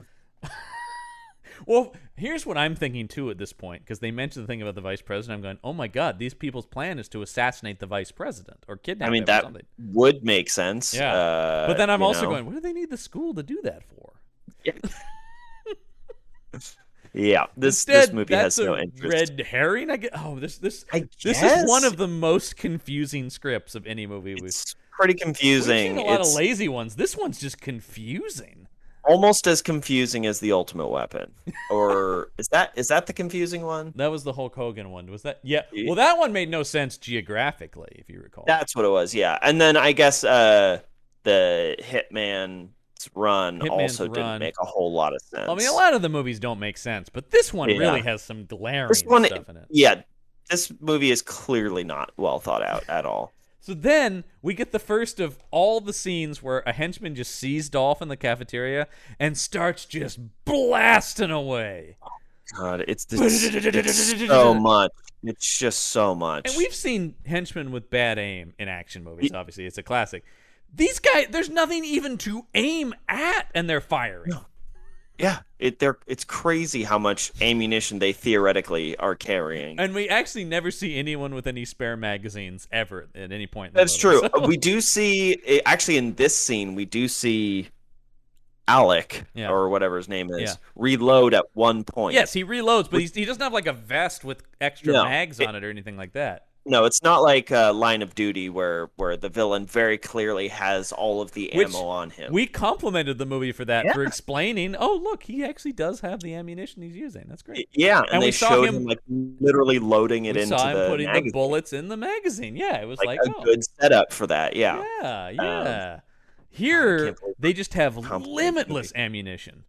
I mean, it's crazy. Yeah, and that's the only time I believe anybody reloads a gun. I think it is. Yeah, I think it definitely that's the only time. Yeah. Yeah. You can already assume my opinions about the use of firearms in this movie are not positive. Yeah. A lot of weird. I don't know. Like the way they're holding the machine guns is so strange. It's like it's like almost like up and to the side. Yeah. Nobody's ever aiming down the sights of it. Yeah, so they're not shooting from the hip, but they're also not aiming down the sights. So it's very strange. And then there's a lot of with the pistols, just one arm out, just blam, blam, blam, blam, blam, blam, blam, blam, and you're just like, good Lord. It's not how it works. He's not even there, and you're still shooting. Yeah, exactly. Yeah, they just unloading constantly.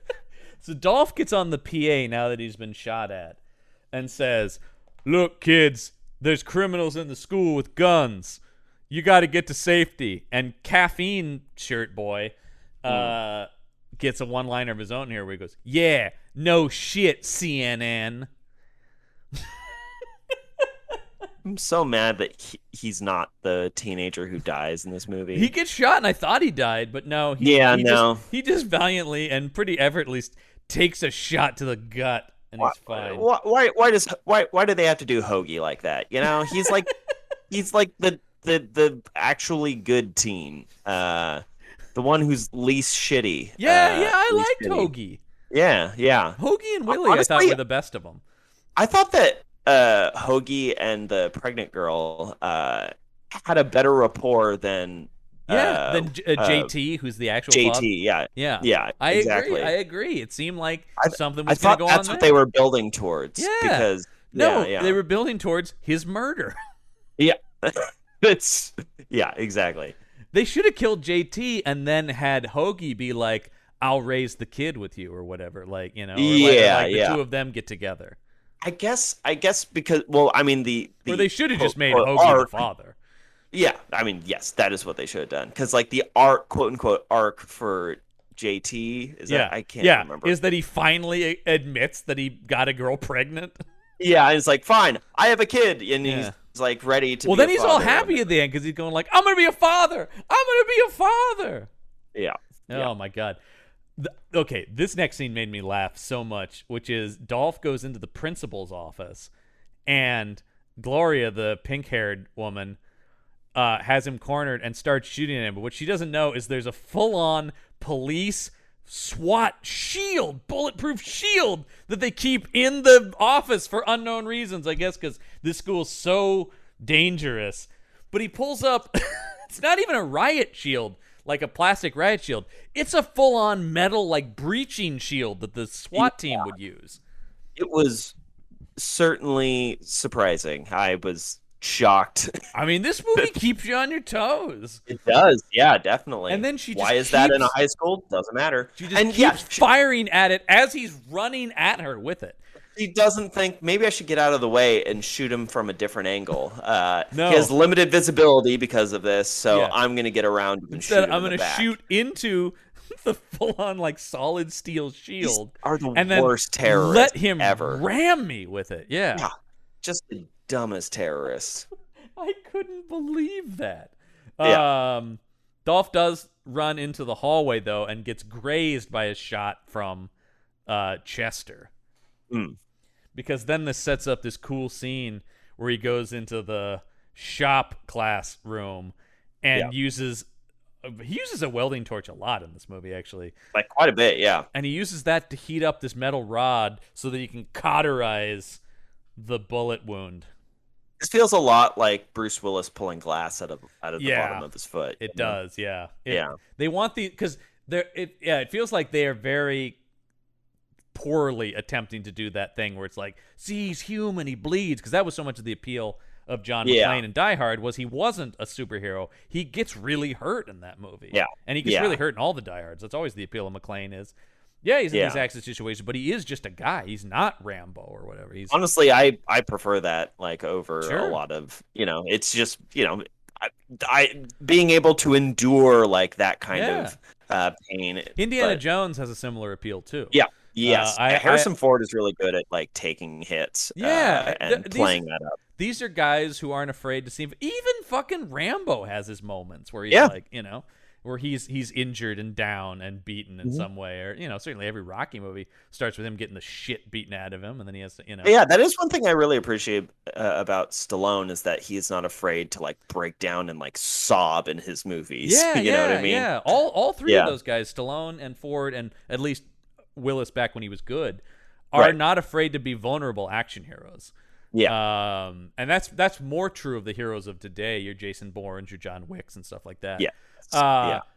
It's not true of Mr. Vin Diesel, who does have it, of course, as we've stated in his contract, that he is not ever allowed to lose a fight in a movie. Yeah. And in fact, however many times this is something I just recently heard about. He has someone counting the punches he takes in a movie to make sure he dishes out more punches than he takes in a fight, even. So he can't lose the fight. He also can't be hit more than he hits somebody else. That's just, God, in my opinion, that is just flying in the face of what makes, like, interesting fight scenes interesting. Vin Diesel's ego knows very few bounds. But he is method. He does. He does have to. I mean, he talked about it. He had to create that shrine with the car and stuff to get into character as Dominic Toretto. He used to become Dominic Toretto. And Dominic Toretto never loses. It's just the character. No, I don't know what to tell you. he has oftentimes stated that Dominic Toretto is a modern day Jesus in those movies. So, and every one of those movies, there is a scene where you think he has died, but then he comes back.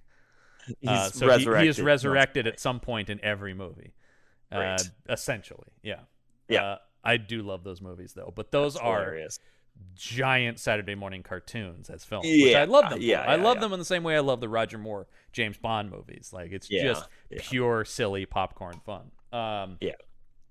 So yeah, he does that. We then get a henchman I don't even think there's anybody in here. He just shoots the fuck out of this art room though, blowing away statues and paintings and. Well, because he saw the girl's, like, handbag on the ground. Right. Yeah. Which is why he... And where were they? Because they did go in that room, right? Yeah. They did. And I think they went into, like, a connecting room. No, wait. They hid. Didn't they hide, like, in a supply closet or something like that? Something like that. Yeah, because the guy took off the big razor blade that you, like, cut paper with. Yes, he did do that, which they don't do enough with, unfortunately, because as soon as he did that, I thought, oh shit, because one of my favorite moments in what I think is somewhat underrated Tom Jane Punisher movie, there is a scene where he puts one of those in a guy's head. Ooh. which is awesome. Yeah, I thought they were gonna kill this guy. No, No. I thought that. No. I thought, God, that's the only movie I've ever seen that in. Is Tom Jane picked that up and used it like a machete into a guy. Yeah. And that's burned in my brain because I thought that's a cool fucking kill in an action movie. Yeah. Here, he just shoots the fuck out of this art room once again. Yep. Yeah, the kid then takes this is this Hoagie? This is Hoagie. Or is this is Hoagie. This is Hoagie. No, yeah, because JT is with Caffeine. Yes. They snuck away because JT they're and the Caffeine. irresponsible team. I'm not even gonna look up that his kid's name is Ashton, but I don't care. He's Caffeine. Yeah, it's Caffeine. JT and Caffeine they were in the cafeteria. They're the ones climbing through the ceiling of the school. Yes. Yeah. Then we have Hoagie and Pregnant Girl. And Hoagie takes a swing at this guy and misses horribly, and he puts the blade into the wall. Yes. But luckily, Pregnant Girl is there with some sort of aerosol spray. I thought it was paint, but it's not because it's not painting him. It could be. What's the finishing because they spray also they put on a painting? Well, there's that, but also there's like sculptures in here, so it could also be some kind of like thing that Yeah, I don't know anything about, like a glaze or like a glaze of some maybe. sort, I don't know, or but she hits him in the eyes with that. Then she grabs the blade from the wall and just cuts him in the leg with it. Yeah, which I was like, oh, how about on. you take his leg off? That's more my kind of movie. Yeah, I don't think it'd be sharp enough to do that exactly. But no. We're following any kind of realism in this movie? No, I suppose it might be because. Although I don't know if that's true. I was gonna say it's because they're teens. They're hesitant to kill somebody, even if not later. That's though. a big deal. Not later. Yeah, later. Yeah, later on they're just like, yeah, we did it. We killed that guy. That's one of my favorite parts of the movie is when they are cheering and pumping their fists over the corpse of one of the terrorists. I believe it's the same character. Yeah, because this guy should die a few times before he finally gets it. Because he also takes an arrow later and survives. Oh, that's right. Yeah. Good Lord, this guy. Now the terrorists have failed to kill anybody except for the crack smoking guy at the beginning, but and the security guard and the security guard. So Chester is talking, and he goes, he says to Pink Hair, "I want you to find this teacher," and she says, "What am I supposed to do when I find him?" Here comes another great one-liner. He goes, "Give him a crash course, Death 101."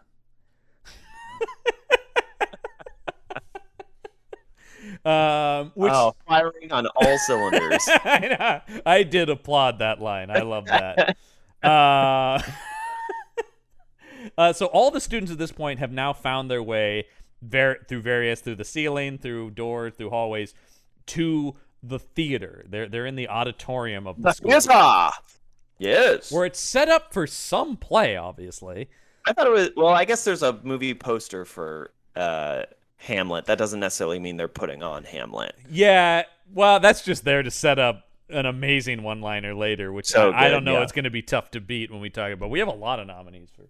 I assumed it was Shakespeare, but it was really weird. It was like two marble pillars. Yeah. And then a fog machine in the background, behind the stage, which is cool. And then what they'll eventually use, which is a mock wrought iron gate.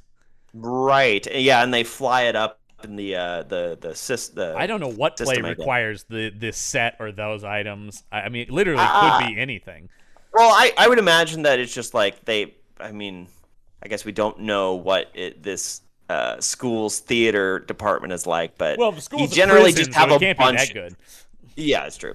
But you generally just have a hodgepodge of old set decor, because you never know when you're gonna need it. The pillars really do feel like a high school theater department to me.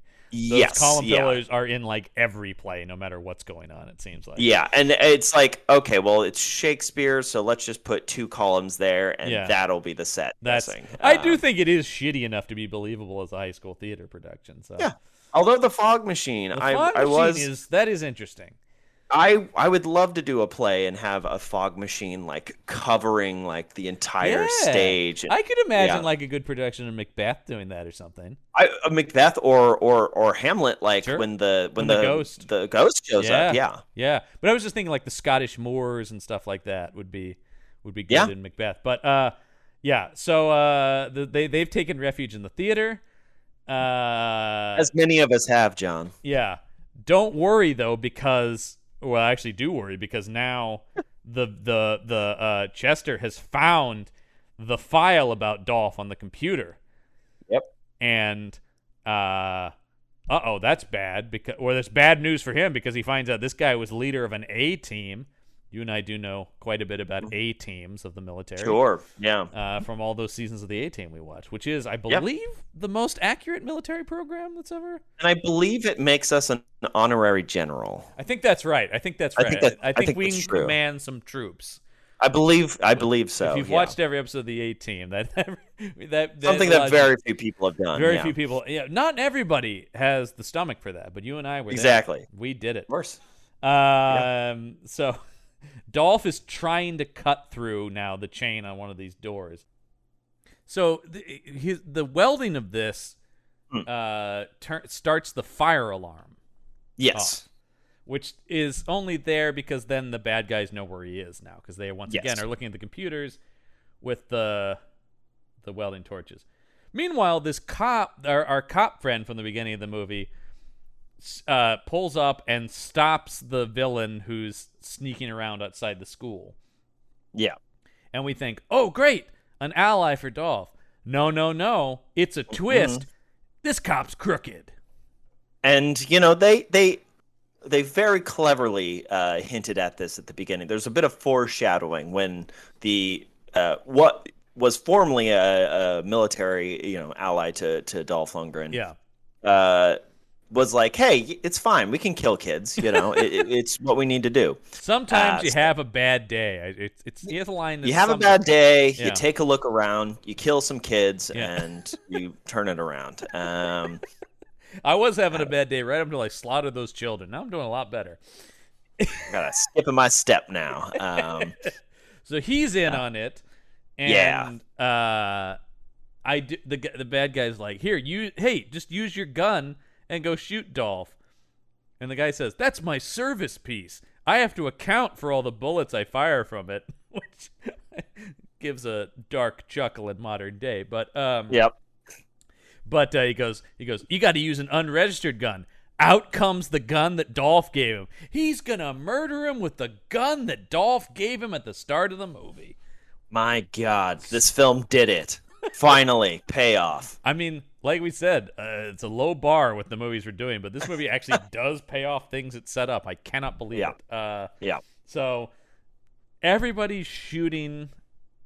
They all start shooting at Dolph while he's trying to cut through the door. They're shooting at him. Okay, yeah, that's right. That's what it is. Dolph does push over a shelf full of metal parts on one of the henchmen here. Yeah. Doesn't kill them. No, he's fine for some reason. I think this is that same guy who should be dead a bunch of times. But yeah, well, there's only 4 villains, so you can't have that many. I did think when they invaded the school, I thought that's too few guys. Yeah, because Die Hard, it's like 8, 9 guys who enter the building. It's a lot because you need cannon fodder for the hero to take out. Yeah. And what's funny is there's only 4 of them, and I think we talked about this. I think the teenagers take out more terrorists than Dolph Lundgren does. Yeah. Yes. Dolph. Or at least it's equal. Dolph. Because Dolph kills the main villain. Yes. Kind of, actually. Yeah. And he kills the crooked cop. Oh, that's true. And he does kill the Secret Service guy. Yeah. Okay. That guy he does kill because he shoots the helicopter down. But then the other 2 are killed by the students. Take out both.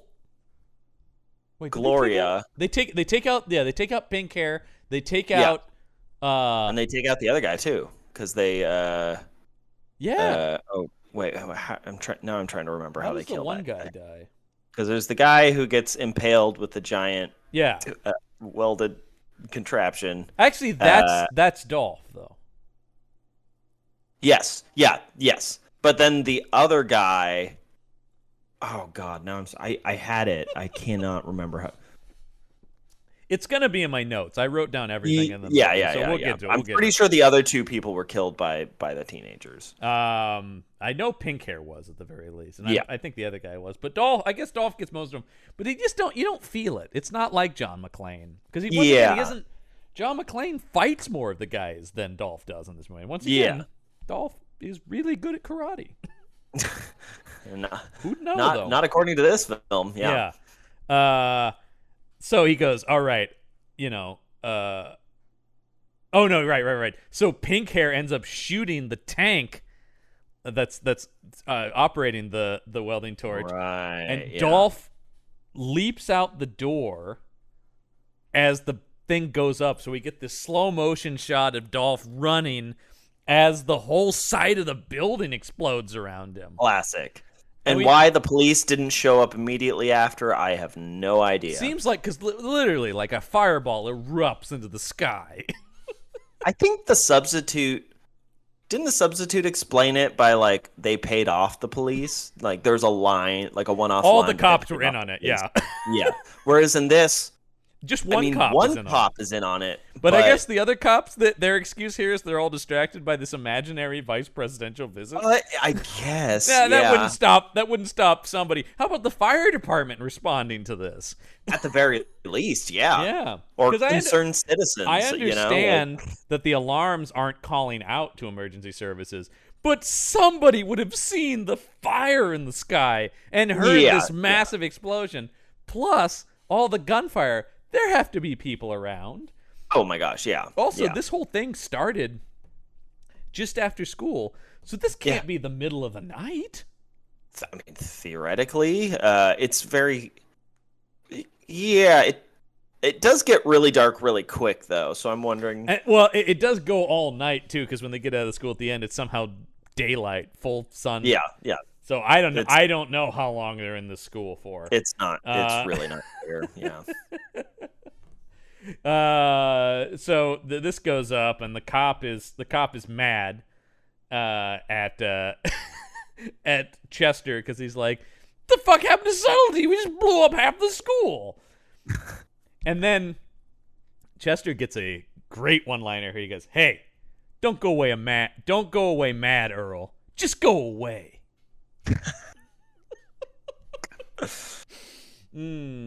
But Dolph hightails it to a phone booth to call the police now. Yes. But this cop is right on him and just unloads on him at the phone booth. Yes. Oh, right, because he made it outside. Yeah, because he ran out the door as the thing exploded. Okay. But the front doors are still locked? I guess they're on fire. The doors are on fire, so they're... This isn't the front door. This is the door out of the... This is at the back of the building because it's because he's in the shop class. That's where the welding torch is. Right, yeah. Those were chained, but they blew everything. So I guess are we to assume that the explosion created rubble that is now... The only reason why no one would be able to escape out these doors is because they've been blocked by explosive debris. Yes. The massive fireball.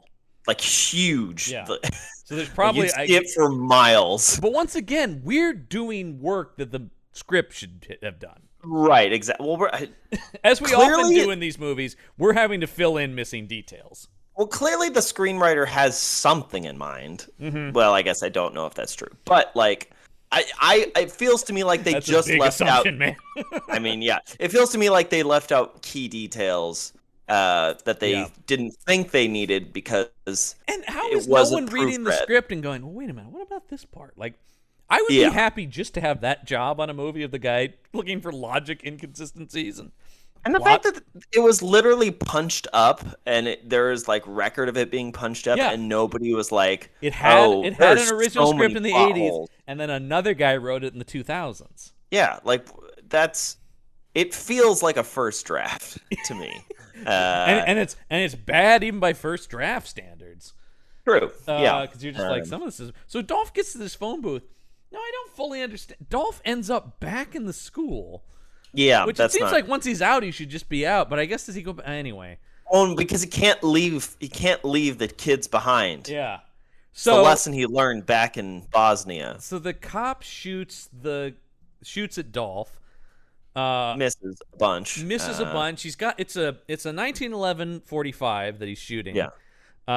Which has 8 rounds at most. He expends all of those. Yet later, the gun is being shot again, even though it's not like Dolph gave him extra magazines for the gun. Nope. And this guy wouldn't. This guy has looks like he's got like a 357 Magnum revolver as his sidearm. So those bullets you couldn't put in the gun. Yeah. So I have no idea how he reloads this thing. Because everybody else is shooting 9 mils or MP5 submachine guns.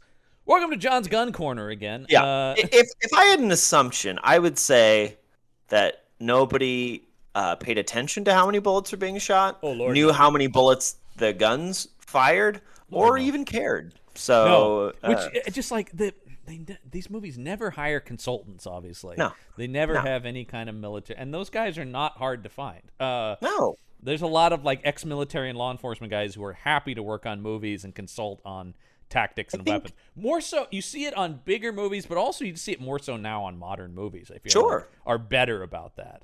Yeah. I think there's just an attitude of like, well, people won't care. Well, now you can fucking Google it too. I mean, yeah. Well, I mean, most of when I spout off facts here, it's mostly because I wrote something and Googled something and watched a YouTube video about it. I've never even shot a gun. I don't actually really know anything about guns. It's all just based on research in writing stuff in the action and thriller genre. Yeah, it is interesting. Because I don't want to do shit like that. Yeah, I have fired miniguns, but you are probably more knowledgeable about them than I am. So, but it's all from like I said, it's all from like an aesthetic and fictional thing. Just because, like I said, I don't want anyone to call me out on it. Yeah.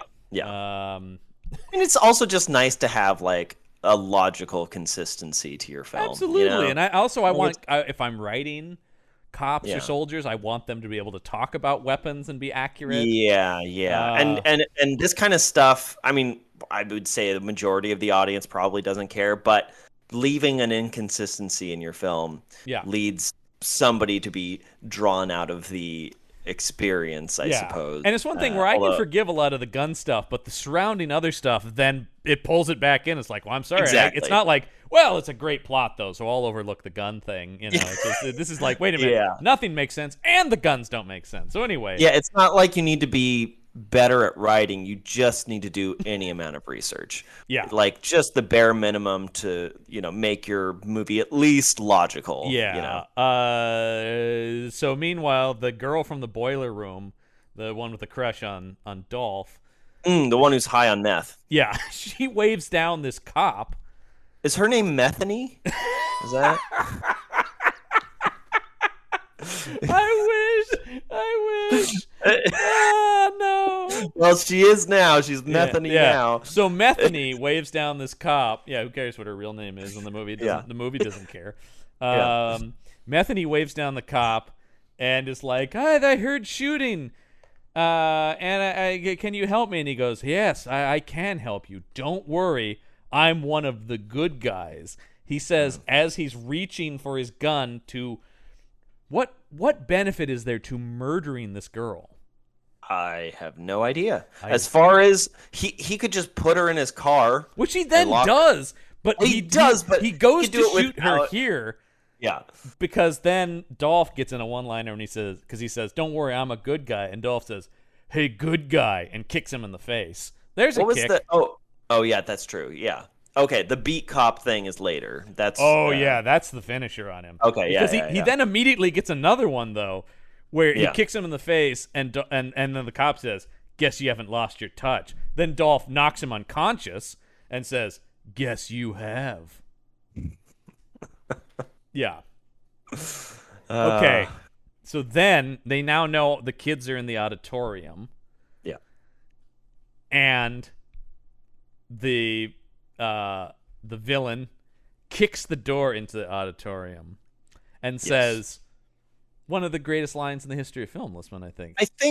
I think that this might be, I mean, it could go down in history. Obviously, the original line that it's referencing pretty good. is pretty good. It's It's pretty good, but I it think- could be better. I think they improved this here. Yeah. I think they may have improved Hamlet's very famous line. Yeah. He kicks the door open, and Chester says, "To be or not to be, that's the bitch."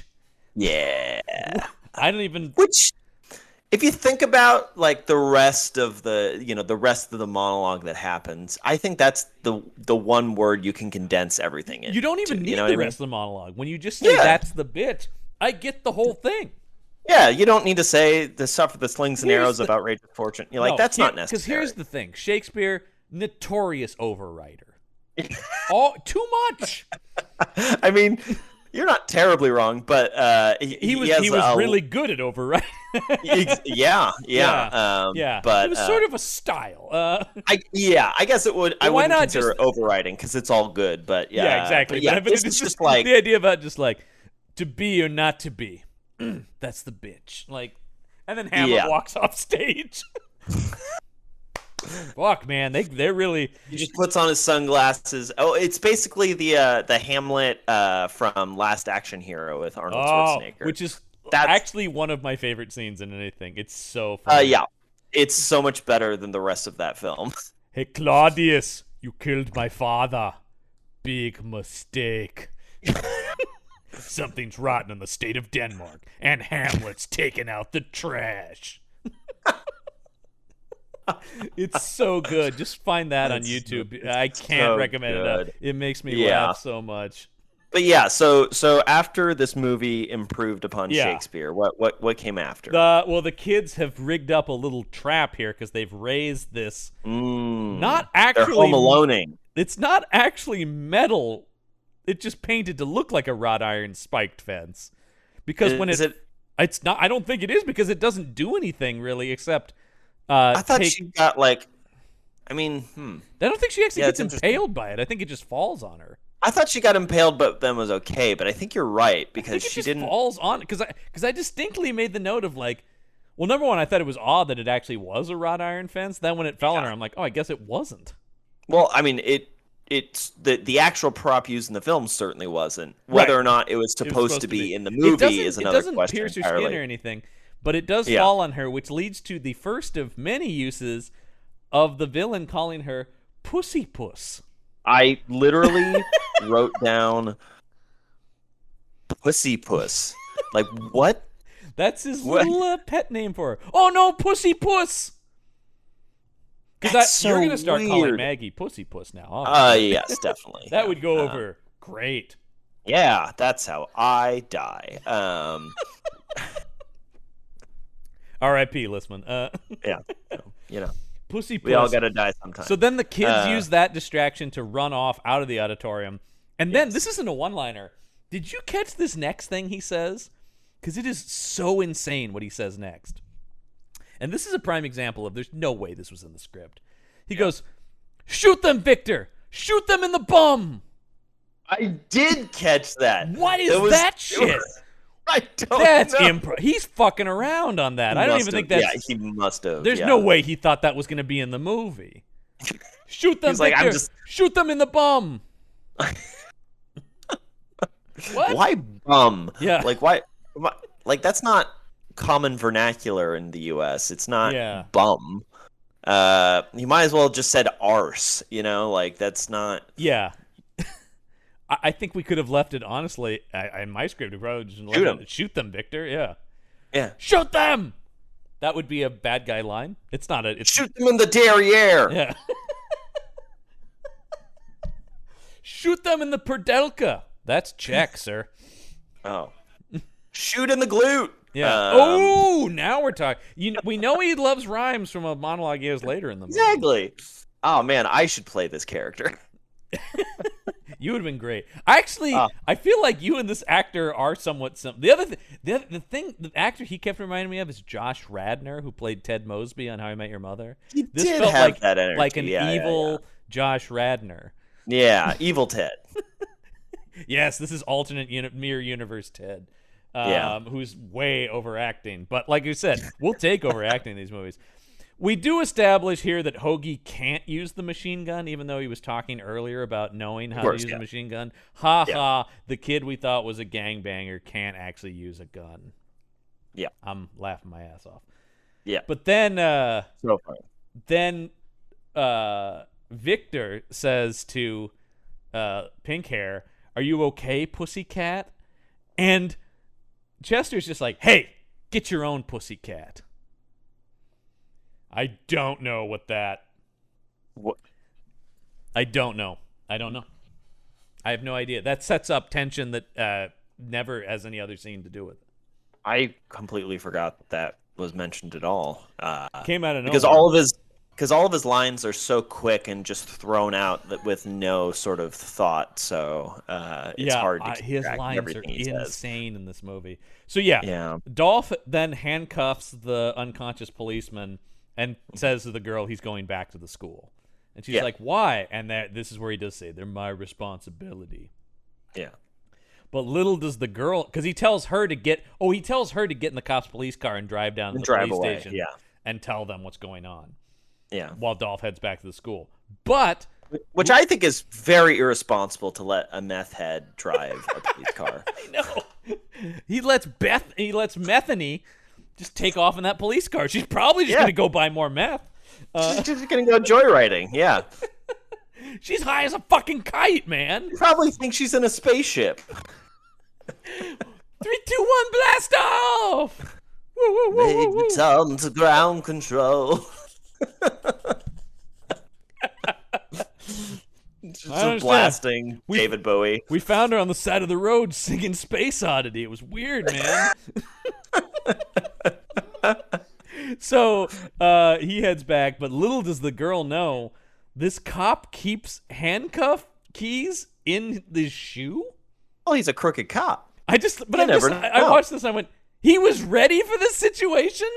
Of course. His own handcuffs be used against him. He's like, I better keep a spare key in my shoe. Also, hopefully I'm handcuffed in a position where I can still reach my shoe. There's a lot of just assumptions made that there's a lot in of hindsight convenient things that happen for the characters. Yeah, which is strange because the plan is so ill-defined and so poorly planned that guys are ready for anything. And then apparently it takes, I guess because she's so fucking high, it takes her long enough to just get into the car that the guy's able to uncuff himself and grab her. Yeah. I guess and now took his gun, so that's why he doesn't just kill her, maybe? Is that I was just about... I mean, you can kill somebody without a gun. But of course you can, but not in this movie. Yeah, apparently not. No, so he's like, I'm a good cop. I'm gonna keep you alive. Because she says, I thought you were a good guy. And he goes, I am good because I'm just putting you in the trunk. And then she will spend the rest of the movie in the trunk of this car until another cop lets her out. And when he does, I had forgotten she was about this character at all. And I was like, she's out of the movie now. She's in this trunk for hours because it's daylight by the time she's out of here. Yes. So. Yeah. So don't worry about Methany anymore, you guys. Yeah, Methany's gone. Yeah. Meanwhile, the pregnant girl has gone into labor, and Hoagie is defending her honor as he and JT, who at this point, why are these guys still fighting? Like, there's people in the school with guns trying to... I do like that they held the theater. They're still in the theater. Yeah. And the villain's assault on the theater had them retreat. Yeah. Yeah. Like, they're so incompetent, John. Like, they're so incompetent. Hans Gruber is rolling in his grave. Yeah. I can't believe this. Well, this is just disrespectful to the genre. So she's going into labor. The guys are still fighting. They do steal the heroin, the van full of heroin, which we talked about. John, were you disappointed that nobody popped out of the fog that was coveted? I thought they were using the fog as some sort of visual. Why was it? Yeah. Why was it on other than it looked cool? Yeah. Like, what? Like, why didn't it does seem pop out? It throws the villains off for just a second though when they're like, fuck. Yeah. I was waiting for that. I thought the same thing. I thought, they're using that as a It was cover. waist high. Somebody easily could have. Yes, all you do was lie on the ground. I was just waiting Yeah. for like the bend at mid, at waist, and just be like, "Surprise, motherfuckers!" But no, that probably would have killed the bad guys, and we can't. That's true. We can't. And we yet. can't. There's only 4 of them. We can't kill them off needlessly. So they take the police van full of heroin into the auto body shop at the school, Yeah. where they blow it open. Seems unnecessary because if they killed the cops and took the keys to the car, they probably had the keys to the back of it. But they want to do their Die Hard moment, which is, this is full-on ripping off Die Hard right here, when they blow open the back of this thing and reveal all the stacks of heroin, and they play an aria. It's not Ode to Joy that is in Die Hard, but it is meant to be similar to a great moment when they open the safe in Die Hard and you see all that. Yeah. Number one, though, the construction of that sequence, directed by the great John McTiernan and photographed by the legendary Jan de Bont, who was the cinematographer on Die Hard. But the way that is put together, the way it pushes in, the way it moves on Rickman's face, and that music swells. What a great scene. Yeah. Here, the camera doesn't do anything and just kind of shows it, and they play. I'm trying to get the. Oh yeah, I found this earlier because we did a deep dive about what this piece of music is called. It's Habanera from the opera Carmen. You've heard it a million times. It's in a bunch of things, and it's just stupidly used here. And the only reason it's here is to be a Die Hard ripoff. Yep. Yes, it is. Fuck you, movie. Don't invoke better movies. That's always a mistake. Well, that's all most of these do. So It's true. It's true. Don't worry, though. Dolph has found Willie, the kid in the wheelchair. And he's like, "What are you doing here?" He says, "I was studying the library." And then Willie gets I think I call this a one-liner. He goes, "I'm trying to get a scholarship. I didn't think it would be this tough." All right, Willie. People are dying. There's no need to practice your stand-up routine. I didn't know it'd be this hard. I flew in from St. Louis. Anybody here from out of town? Thank you. He just rolls over to a microphone that's waiting for him on a spotlight. How are we doing tonight? So what's the deal with airplane food? No. So Dolph says, "Hey, Willie, you know about technology and shit. Do you think you can reconnect the phone lines?" He's like, "Oh, sure, no problem, Teach." Yeah. And he goes, "Okay, great. Here, take this gun."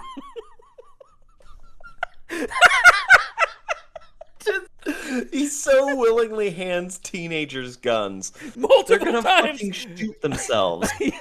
I have multiple notes where I'm like, Dolph again hands a teenager a gun. And he's like, and I think he even says, he goes, "Safety's off." Don't point it at your own face. He doesn't even say that because he's that bad of a role model. He's like, "You know how to use guns and whatnot." Yeah. Meanwhile, the bad guys are indeed having sex atop the stacks of heroin, Pink Hair and Chester. Which, John, Yeah. let's keep in mind, all part of the plan. This is all. We were always going to do it on top of the heroin. It's part of the plan. So It's here's the essential. thing with the plan. They have the heroin. Yep. Just go. Just leave. I don't know what does it matter? Why does it matter that they have to kill everyone in the school? Well, they have to. They have to have sex on the heroin, obviously. That was part of it. Yeah. That's in the bullet pointed plan. Yeah. That was in the PowerPoint. And then, it is a PowerPoint presentation. There is room for there's wiggle room. A little bit. A couple contingency plans, but yeah. Yeah, after the first 2 slides, it just says improvise. Here's the thing that the final slide says profit. They apparently never accounted for people being in the school. They knew they might have to kill that security guard, but they never accounted for the fact that maybe students and or teachers would be there after school. Because it's not like detention would be there that much later than no. The actual like I said, it's like day, if school got out at 3:30. These people were in the school at 3:45. Like, it wasn't just like... And the van didn't even drive by until it was already night. Yeah. And also, how did they know the van was going to go that way? Like... Oh, that I have no idea. And also, no, the police never hear, oh, hey, that van full of millions of dollars worth of heroin never got to where it was supposed to go. Weird. There would be a lot of, you would imagine there'd be a lot of checking in when you're transporting tons of drugs. Yep. You'd think. Nope. Nobody ever comes looking for it. No. You would also think there'd be tracking devices on police vehicles so that they could locate them. No. Nope. Not in 2003, my friend. No, not they didn't have that technology then. So Dolph now enters the auditorium. Yeah. And he's meeting up with the kids and is like, wow, great job, kids. I got Willie putting together the phone lines and whatnot. When what's this? A second siege on the auditorium from the bad guys. And Chester uses his patented surprise again. Oh, man, love it. I just love... So clever. We kicked in the door to the auditorium. We tried to shoot the kids. It didn't work. Hold on. We'll give them a second. We'll regroup. Then we'll just go at them again. Now, I know it didn't work the first time, but hear me out. Hear me out. What if we do it again? So Dolph's got a ladder up to the which, by the way, big auditorium in a theater. Our high school auditorium did not have a balcony section. Nope. So Dolph's got a ladder up to the balcony to get the kids out up there. I don't know. Once again, I don't know where or how he's getting anyone out of the school. I also don't know how did he get back into the school. It doesn't matter, John. I don't. Oh, he got back into the school the way that the bad guys got into the school. school. Right. Because you see him climb and then that's how he's going to get them out of there. I believe through that as well. Yes, because now he knows that it's okay, that's right. Because he is going to send them down there. I mean, it would be believable enough that they didn't even bother to explain it, but they did technically explain it. I guess you're right on that, and that is how they're going to get out of here. So, they're the whole time they're climbing up this ladder, they're being shot at. They're not being hit, of course, because nobody ever gets shot in this movie. Dolph Lundgren should have been shot. Like he had zero cover. He's a gigantic man going up a ladder. Yeah. Yeah, and he can only just keep going up. So what does help him is that they have their arms outstretched, one-handing weapons and just firing wildly without aiming them. So I guess that, although it still seems odds are he would have taken a bullet somewhere in here, but you think so? There's a lot of bullets just being fired around. Anyway, this leads the bad guy to Chester climbs up the ladder, and when he gets up there, he shouts, and this one really got me, "I smell teacher!" And he screams it for multiple seconds as he's running out of the auditorium. Teacher! What? There's no way that was in the script. Come on. No, definitely not. Who would write down I smell teacher? So Dolph, though, he's ready for this because he leads them to the chemistry lab where he sets up a little Home Alone trap of his own. He turns on the gas for the Bunsen burners. Well, but what did that accomplish? Turning on the gas? Well, okay, yeah. I agree with you about this because then he has a second part to this plan. Which is, so Chester follows him in here, and Dolph is hiding behind one of the lab tables. Gas is turned on. Dolph also has 2 squeeze bottles of some kind of chemical. Yeah. Don't think too hard about what it could be. It's flammable, and he's got a box of matches. And he pops up, and he sprays the chemical all over Chester. And Chester doesn't just shoot him immediately. Instead, needs a one-liner to toss off. So he says, "Nice try, Teach, but you get an F for fuck up." Dolph tosses this match at him, which he sprayed. Keep in mind, he sprayed this chemical all over this guy. He sprayed it in his face. It literally hit his face. On his face, he would be all blinded. over his shirt. Yeah. Yeah. And then Dolph throws this match on him, and all that lights up is the guy's arm. The sleeve of his jacket.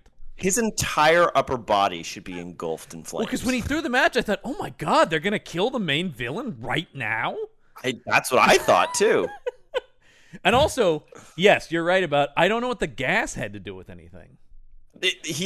I thought he was gonna blow up the whole room.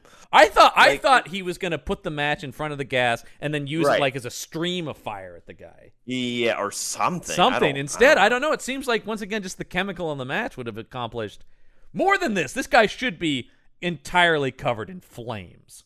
Yeah, he should. I mean, he could theoretically come back, but he's gonna come back with no hair. Yeah, and Which he's would gonna that look would have like been cool. Darth. What if he was all fucked up and burned for the rest of the movie? Yeah, comes back as like Darth Vader in Return of the Jedi. You know. Yeah. Yeah, or Revenge of the Sith. I suppose. Yeah. Yeah, I mean that's those burns are fresher. How about just Darth Vader? Yeah, comes Like- back as later days Anakin Skywalker. Am I right? Yeah, Yikes. later Vader, as I like to call it. Later Vader. Oh man, that's how they should have killed Vader. You know, somebody should have just said later Vader, and then, but no, oh well, Yeah. you fucked up, George Lucas. You fucked up. Fucked up, man. So, yes, and then Dolph just, I guess, runs away. I guess. I don't Yeah, know. I don't know. Anyway, the bad guys now have found Willie, our wheelchair kid. Oh no! But remember, Willie has a gun and a previously established super fast wheelchair. So he's flying through the school while turning back in his wheelchair and firing. Now I have to ask, where did the motorcycle come from? It seemed to be it's in the same place that the van is, so it's in the motor shop class. or Okay, whatever. I guess that kind of makes sense. Yeah. It wasn't shown on camera before. No. So No, we all are... of a sudden the camera widens out the frame wider than we've ever seen this garage before, and there's suddenly a fully finished motorcycle. You might think there'd be pieces of a motorcycle that they're working in auto repair class or whatever. Yeah, but yeah. Instead, it's a fully finished motorcycle that, and the Victor or whatever, he's like, I got some wheels of my own, and then he is speeding after Willie in his wheelchair on a motorcycle, and they're shooting guns at each other through the hallways of this high school. I could not believe this. This is definitely a legendary action shelf moment. I had to pause the movie because I was out of breath from laughing at the sequence. No, this is one of the It's so greatest good. scenes we've ever had in a movie. Yeah. The kid in his wheelchair just being like bang, bang, bang, bang, bang, bang, and then the way Willie dispatches this guy. He veers his wheelchair towards the pool of the school. Oh, I forgot. Right. And then speeds right at the pool, but at the last minute turns the other way. And the guy, the Victor, just rides his motorcycle right into the pool. And then as Victor is under the water, as Willie takes the exit door off of the pool, Willie goes, "Sayonara, sucker!" Just thinking, he didn't die. He's just in the pool. Which Like, he I can did- get out of the pool. I did, when he went into the pool and we saw him under the water and he said that, though, I said, oh, please tell me that killed him, though. I would have enjoyed this movie so much more if that What if did it somehow. exploded? The water just erupts out of. That would have made this sequence just a little bit better, even, and it's already amazing. It's already very good, but that would have been the cherry on the top, the icing on the cake. I as it were. wanted to have killed him so bad. I'm like, oh my god, because it is treated like he's fucking done, man. What if he like had some kind of electrical device and just like put it in? He fried the water. We see the guy come up from the water, and he's like, oh no. Oh god, if only. Didn't mean to shock you.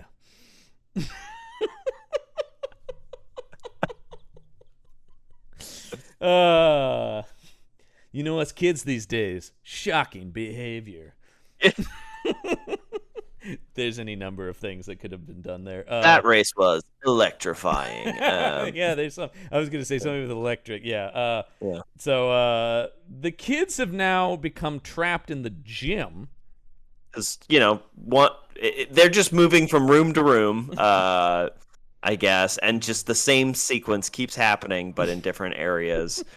This is an interesting. I don't know if this is something that a lot of high school PE classes have, but they have like an archery. Yeah, which by the way, we were in the gym earlier at gym class, and these weren't there. That's true. Yeah. So and also, somebody, even if they did have these, why would they have not been cleared up for the day? You'd think they would, because yes, they have. He has a bucket full of bows with arrows, and then they also have big pieces of hay with the targets on them for archery. Which, by the way, now I'm pissed we didn't have archery in gym class. I'm kind of mad too. We would have actually liked that. I think there's a reason you don't have it. It's because it's super fucking dangerous. But here's the thing: even like at an archery range, what are you shooting? You're not shooting like full like steel tip arrows. Yeah. No, they're like it's like a little ball, like a metal ball. They're practice arrows. Yeah. Oh, here they're deadly as hell, man. I mean, and look at these bows are not that good. They look plastic. Mm-hmm. I don't think they are necessarily, but they don't look like. There's no way that bow could get a practice arrow sticking into somebody's chest, which happens. It's very strange. Absolutely. So so they all grab these bow and arrows, and then they start moving the hay into a defensive position, which because apparently they know. I guess they're gonna come and seize them again.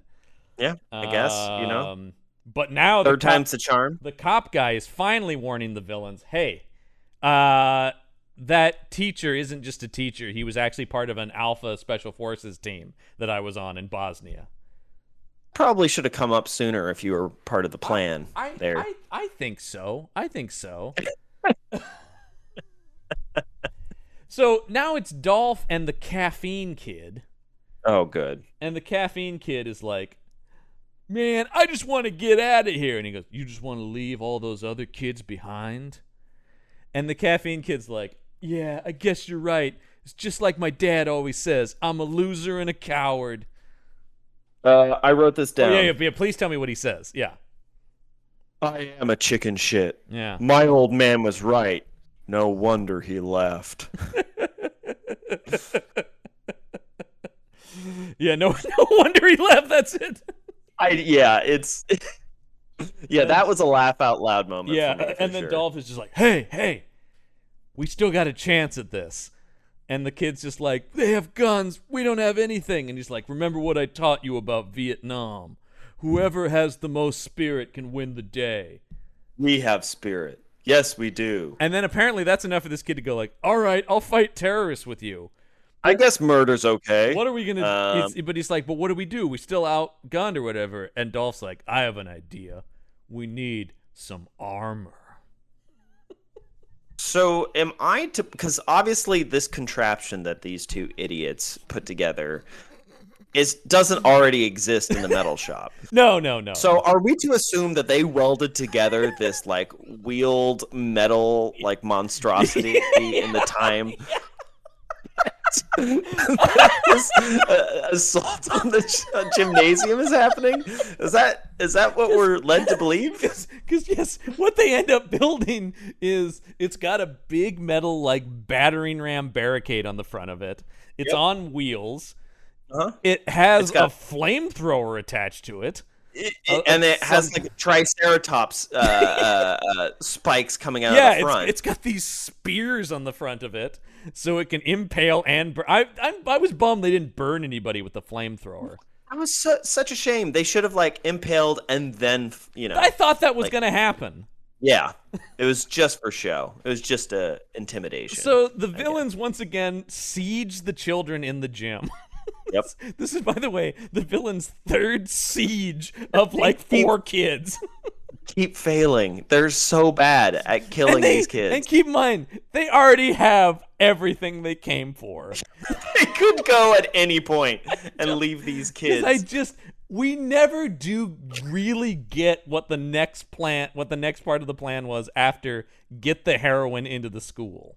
Yes. There is a thing later that still. Well, there is another piece of the plan which we'll get to later that further complicates this and makes it. I guess they're still trying to do Die Hard, but anyway, the kids have set up this barricade. The bad guys are shooting at them with guns. These bales of hay are stopping the bullets. That seems logical. Yeah, especially like the machine guns. And the kids are shooting these arrows at them. And yeah, they shoot either Victor or Alec. I can't tell them. I don't remember which one it is. It's the same one who's been injured multiple times before. I think that's Alec. Yeah, and he takes an arrow. No, I honestly he takes an arrow like right in the chest. Right in the chest. It literally. I don't know if it's like just below the rib yeah, cage. It's like right at the top of the abdomen, though, or what? Yeah. Which, if it was an actual arrow, yeah, that's completely feasible. Not practice arrows. No, but it doesn't kill him, because I thought, oh shit, they just killed one of them. Yeah. No, he's still alive, because then Dolph bursts in with his constructed metal dragon, and meanwhile, Pink Hair is taken out because she's running by the bleachers, and the pregnant girl activates the bleachers to turn on, and they turn on really fast, which I don't know if they turn on that fast. They don't, because that would be dangerous. Yeah, that knocks her off her feet, though. And then there's a moment where like Hoagie or JT or whatever is like, "All right, pregnant girl, you pushed a button." So they roll in with their, but of course they roll in with the armored flamethrower. But Dolph sees that the villain has grabbed one of the girls, and we get the flashback to the bad guy grabbing the girl at the beginning of the movie. He's like, "Oh no, not again!" So they roll towards this, and the pregnant girl gets let go by the henchman, who does kind of seems strange. Who does kind of just stand there and get impaled. It feels like he could have moved out of the way of this thing, or like held the pregnant girl hostage, or that would have been the move, right? Is you can't impale me. You're not going to impale me through the pregnant girl. No, instead he sees this thing and he's like, "Oh," and lets her go, because I guess he's so scared of Dolph's metal dragon. Yeah. Do you think he thinks it's a real dragon? I think it's quite possible, yeah. Yeah, because based on the intelligence of these two guys. And he just stands there and screams as this thing impales him. Yep. So he's dead. Now he's dead. And now all the kids are like, "All right, yeah, way to go. We killed one." We murdered someone. And Caffeine Kid is now way on board now that he's gotten a taste of blood. God. He's like, "Wow, great stuff, Mr. Decker. I so can't get any more. Murdering this man. You're the best teacher we've ever had." So yes, now you really remind me of my dad, who is doing a dime for second-degree murder in Chino. So they're celebrating that, but he's like, "Hey, whoa, kids, it's not over yet. Remember, we still have 4 other villains to murder." Because there's also the cop. Now the villain's really pissed, and he goes, "Wait a minute. I remember seeing in his personnel file that he has a girlfriend. Let me pull out my cell phone." Here, the bad guy has a cell phone, because he calls up Dolph's secretary girlfriend, is like, "I'm Detective whoever. There's been a terrible accident down at the school. I need you to come down and meet me." Is there record of them dating in the school file? There must be, because that's how he knows. He looked at his record. Maybe the cop told him. I don't know. Somehow he knows this. Yeah, I mean, he definitely looks at Dolph's record. Yeah, and I know that. I mean, I don't know that much about the education system, but I feel like there'd be a human resources note about they had to disclose their relationship. But the way that the vice principal is talking about is that he didn't know. I mean, I don't know.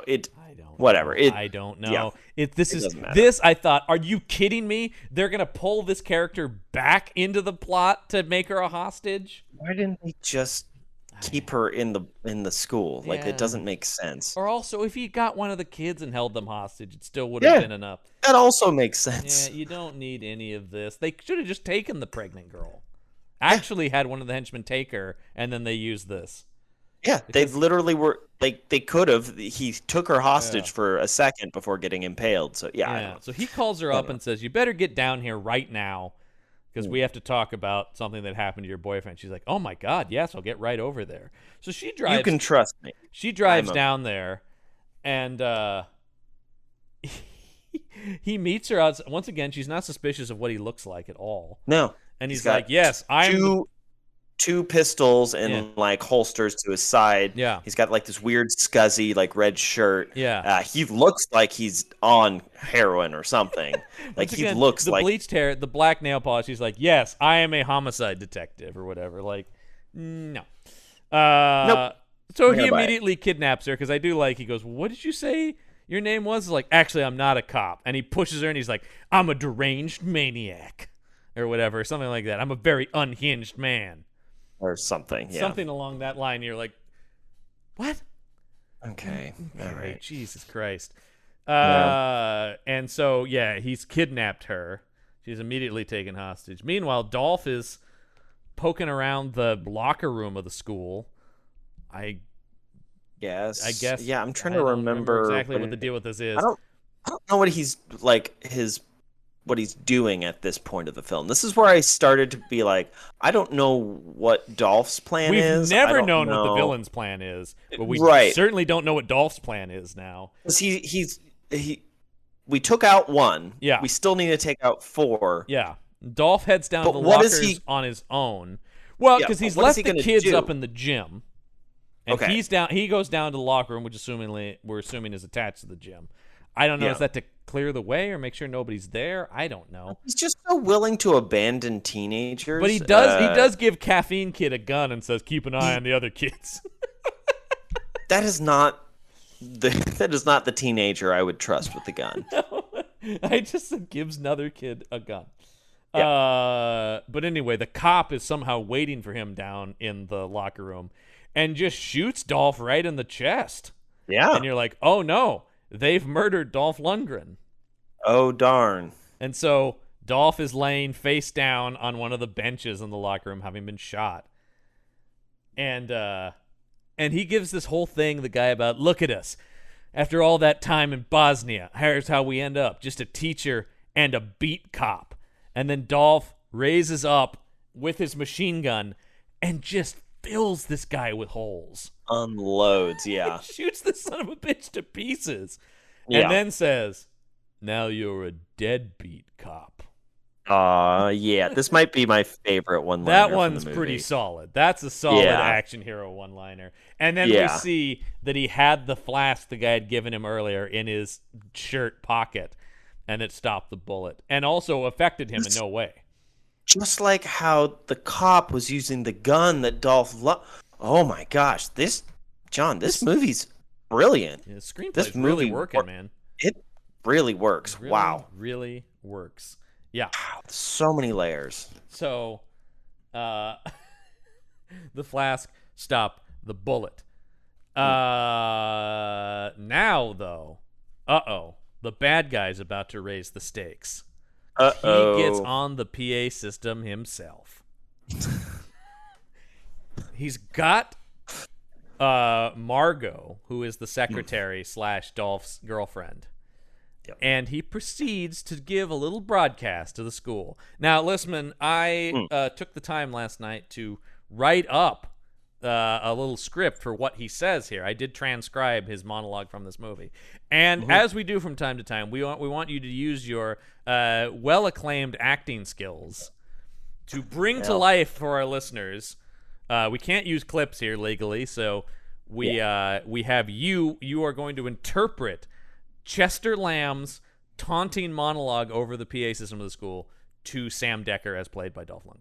And this is a particularly tricky one because the way that he talks is nonsensical, and Yes, so it's very it's fast. It's very slippery, sort of snake-like evil guy. And it's it is. interesting. I will say, writing it up was even tough. Yeah, it's a toughie. So Yeah, no judgment. Yeah, here. this is, and you've only had like a few minutes with 20 it. minutes. So, yeah. Yeah. So okay, take it away, Chester Lamb, Michael Listman as Chester Lamb in Detention.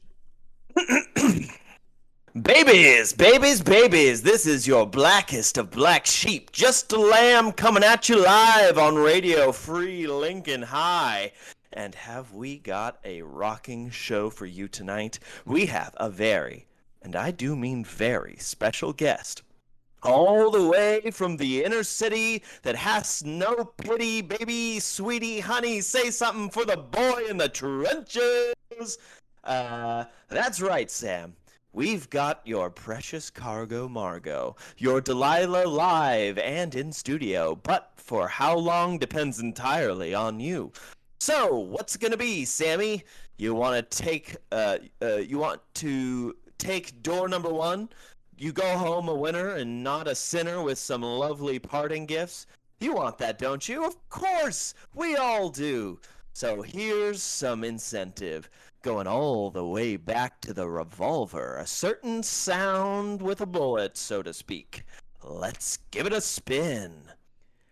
Yeah, so then he proceeds to play Russian. By the way, brilliant Listman, of course, as always. I don't know. I guess I could have made the end a bit more sinister, but I just leaned into the game show host. No, I think that's fine. I think that's fine. And actually, that's kind of how he plays it in the movie. It is kind of, yeah. Then he proceeds to play Russian roulette with Dolph's girlfriend.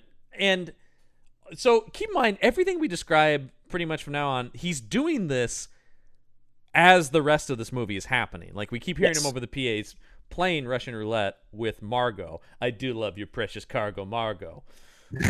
Also, you want to go, I'm a winner, not a sinner. Winner, not a sinner. Yeah. I don't know what that means, but it rhymes. The rhymes in there, sometimes you're like, it doesn't make sense. They just wanted it to rhyme. They didn't care that it made sense. I mean, nothing about the movie really makes a lot of sense. That's true. So this revolver, how many bullets do you think this revolver holds? Because he pulls the trigger. Yeah, well, obviously it's six. Obviously, it's a 6-cylinder, 6-barrel. He definitely pulled the trigger more than 6 times, though. He does, because at a certain point he starts pulling it twice.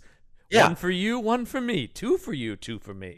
Yeah, because I was keeping track of it. I'm like, oh no, he's gonna make her pull a trigger twice, and on the second time, she's gonna die. Yeah. No.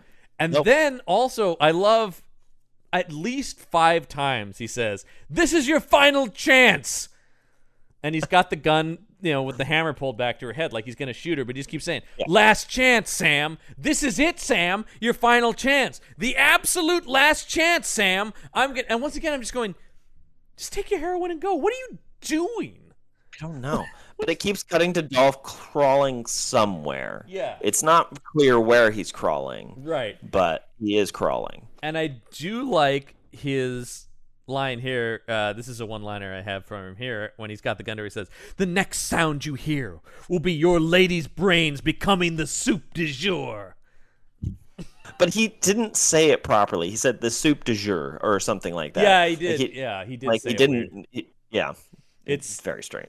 The whole thing is very strange. Meanwhile, the kids are in they've gone down under the boiler room, right, to try to reactivate the phone lines. Yes. Again, but they find that the phone lines are instead attached to a detonator, and there's a bunch of like C4.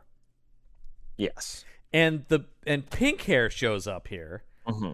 And Pussy Puss, yeah, and doesn't shoot them. No, just holds a gun at them. Yeah, and corners them. And this is where she talks about the plan was they were going to get the heroin, bring the van into the school, then they were going to blow up the school. And this is where it connects back to Die Hard, because the plan of Die Hard, of course, was to blow up the roof of the building and make it seem as if they've been killed when really they escape. So that's the thing, is like, well, they'll just assume the van was destroyed in the wreckage, and I guess is that the point? But that doesn't add up, man. Well, like, why would it be at the school in the first place? Like, people would be like, that doesn't make know any that sense. It went to the school. I don't get it. Yeah. Anyway, Hoagie has Willie, the wheelchair kid, on his back, Master Blaster style. Yeah. And his big move is like, enough with this pink hair lady. I'm going to run at her. I'm just going to run at this woman who has a gun trained on me. So with Willie on his back, he rushes pink hair. Willie stabs a screwdriver into her neck. And he takes, 3-4 bullets, Hoagie. Like a lot. Yeah. Yeah. and she's this is pretty nasty. She's got this screwdriver jammed into her jugular. Yeah. Willie, it's pretty brutal. Willie has no problem murdering. Oh. at all. Yeah. So, but with the last bit of life she has in her, she, for some reason, all of a sudden has the detonator for the bomb that's down here and pushes the detonator, and it starts a countdown clock or whatever. Yeah. This is one of the dumbest. That's happening.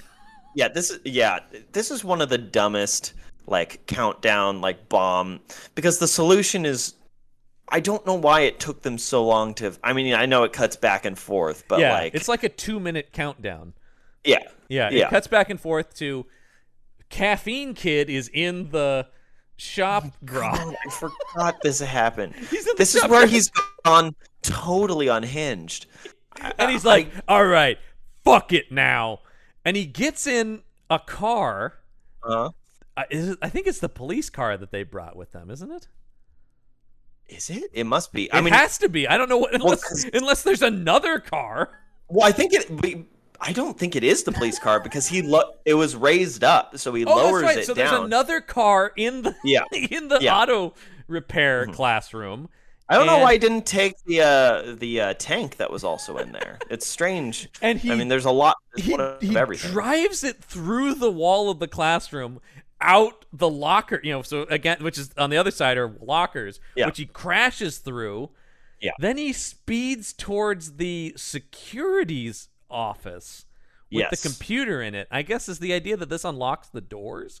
I was under the impression he was trying to just kill the guy, Chester. Yeah, I guess maybe that is the thing, because he just which is hilarious.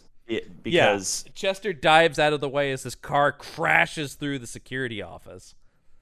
And here's also the other thing. He can hear over the PA that the Margot is also there. Mm-hmm, mm-hmm. He has decided that collateral damage losses, Listman. Exactly. He is just like the cop friend who I can't remember his name. I don't even remember if he had a name. I just kept calling him Cop. The sequel to this movie is Earl. that kid. Earl. Yeah. Right. The sequel to this movie is that kid becoming the villain, and Dolph Lundgren has to take him down again. Oh, I love it. He tried to murder his girlfriend in this movie. Yeah. So he crashes through the security office. And Dolph is in there at that point, because Dolph was up in the ceiling down. And had fallen through the ceiling now. Yeah. Because he and the bad guy were shooting at each other from above and below through the ceiling. Yeah. And then, of course, the bad guy survives this. Chester survives, and he's taking Margot into the stairwell.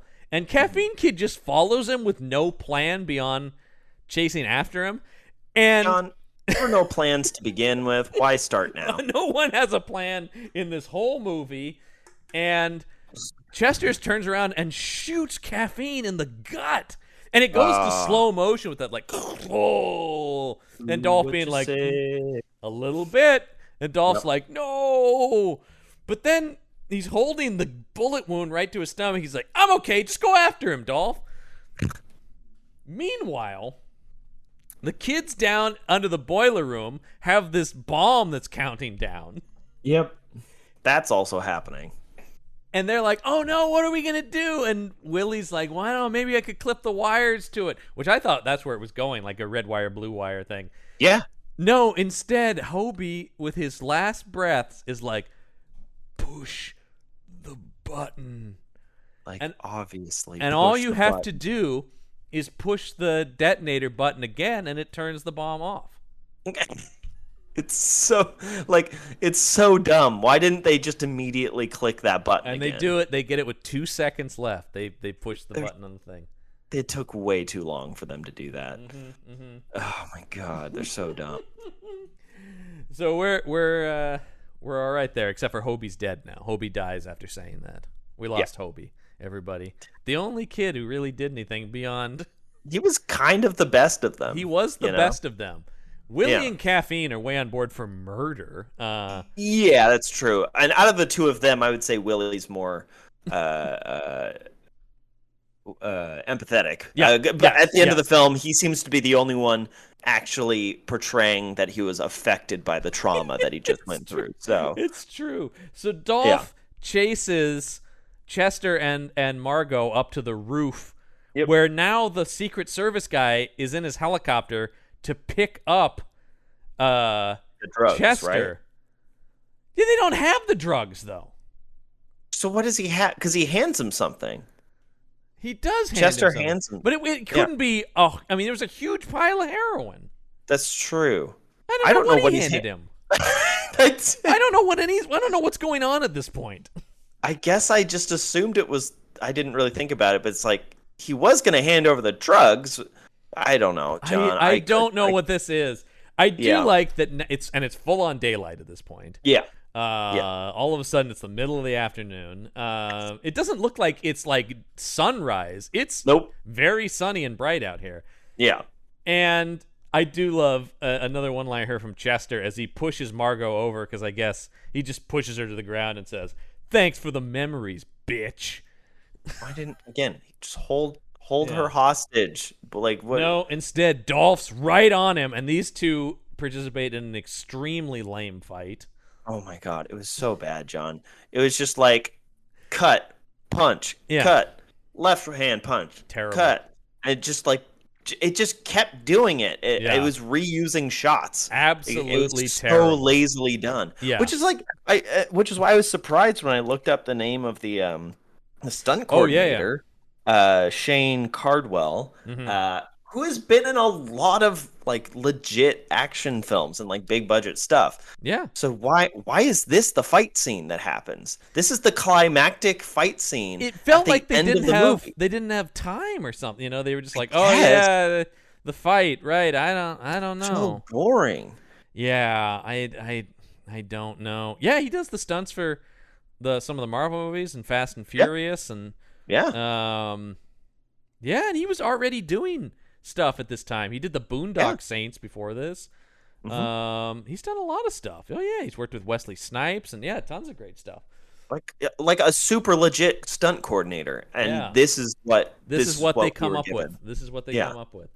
All to culminate with the guy in the helicopter trying to shoot Dolph, and Dolph just spinning Chester around and uses him as a human shield, and he takes a few bullets in the chest, and then Dolph drops him off the building, off the side of the high school as he falls to the ground. I must break you. Yeah. This is what he says before he drops him. He should, yeah. And then Dolph grabs a gun, drops to the ground, and proceeds to gun down the helicopter itself with a handgun. With like the best precision shooting that this movie has had by far. All of a sudden, somebody figured out how to use a gun. Yeah. And then this thing does the classic, we can't actually destroy a helicopter, so have it disappear out of frame as it's spinning in, and then just a big explosion. Yep. And it was a big explosion. It's a big-ass explosion, yeah. It's a very big explosion. It goes off. It goes off a couple times. There's one explosion, I thought, well, that's kind of small for a helicopter. Then a bigger explosion erupted right after that, and you're like, there we go. I guess that was the fuel tank blowing.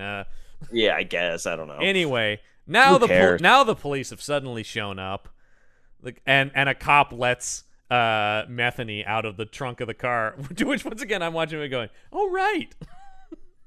They're like, okay, we heard there was gunfire and explosions like 8 hours ago, so here we are. And the principal has shown up. Yeah. And Dolph is following Caffeine, who's on a stretcher, out of the school as they're wheeling him out. And Caffeine gets another one line. He goes, hey, Mr. D, I think I'm going to be out sick for a few days.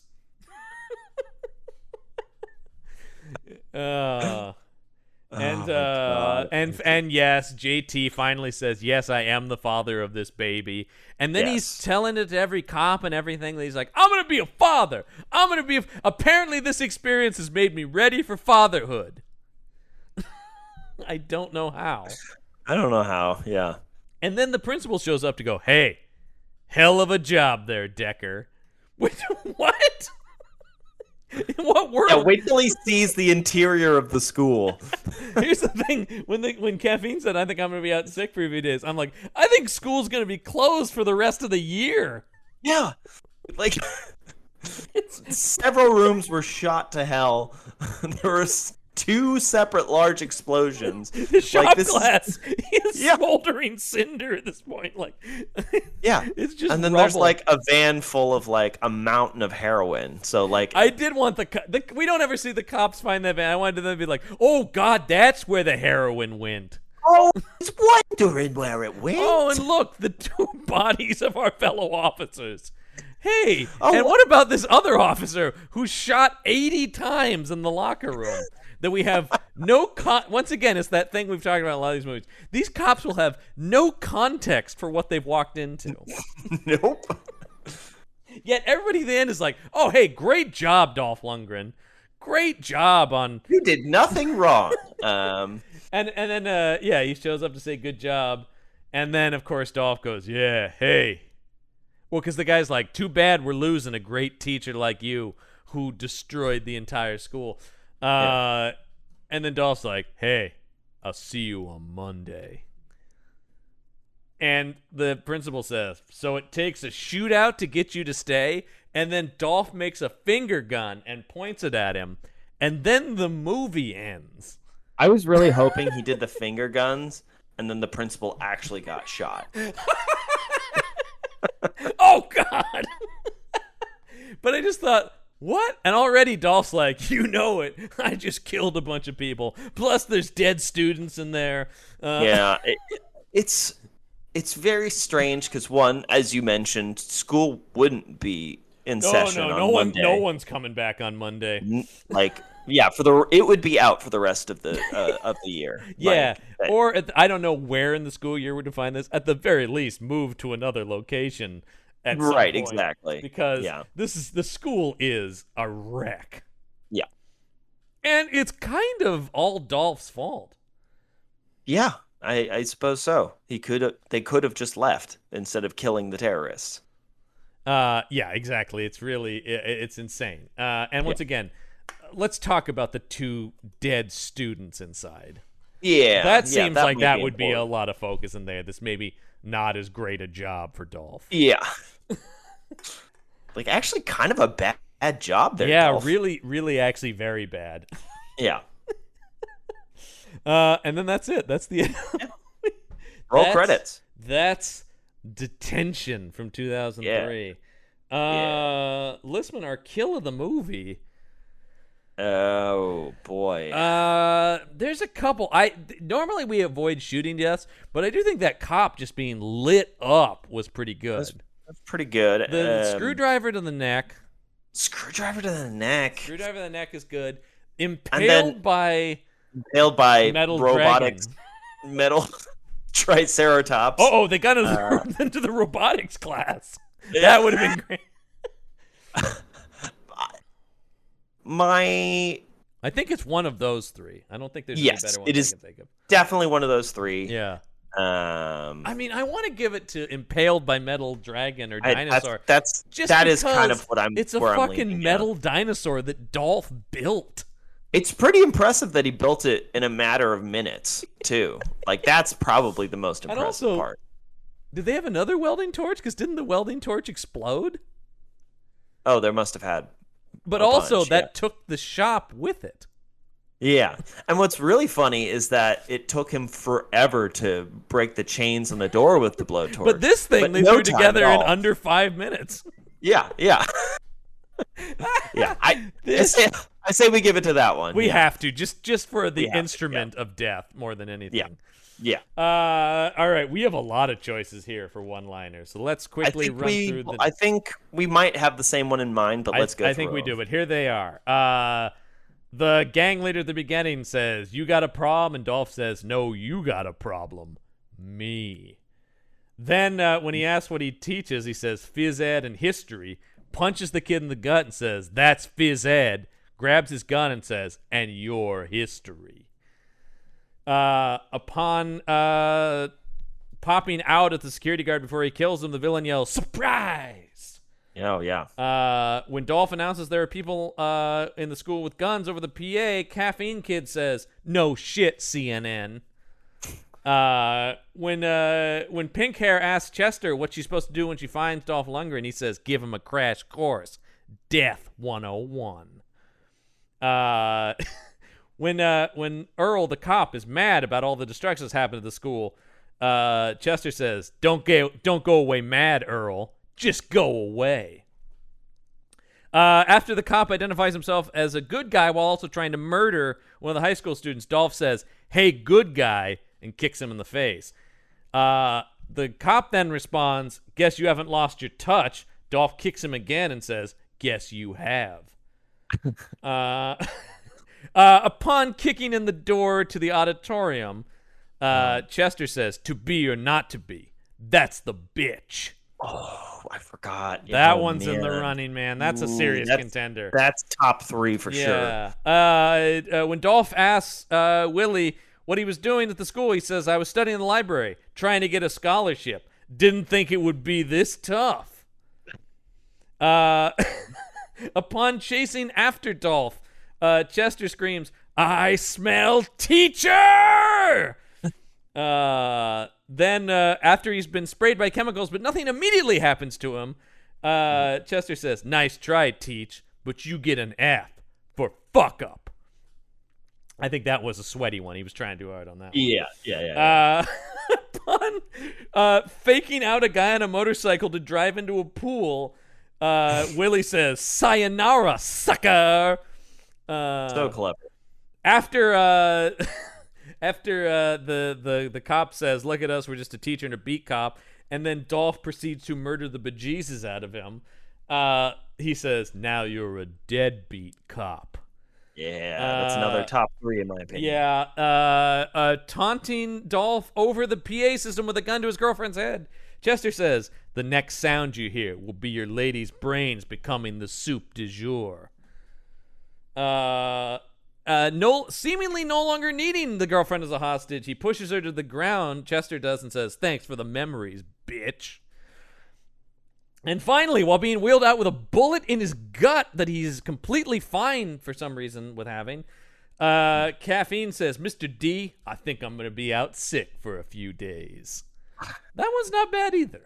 That one is not bad, yeah. I do think it really is down to be or not to be, that's the bitch, or now you're a deadbeat cop. And it's classic debate for us on this show, because now you're a deadbeat cop is the best legitimate action movie one-liner. Yes. To be or not to be, that's the bitch is the funniest one.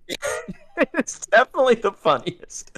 I mean, there's a lot of good ones. Because there's so many in this movie. Yeah. And I don't even think I got all of them, honestly.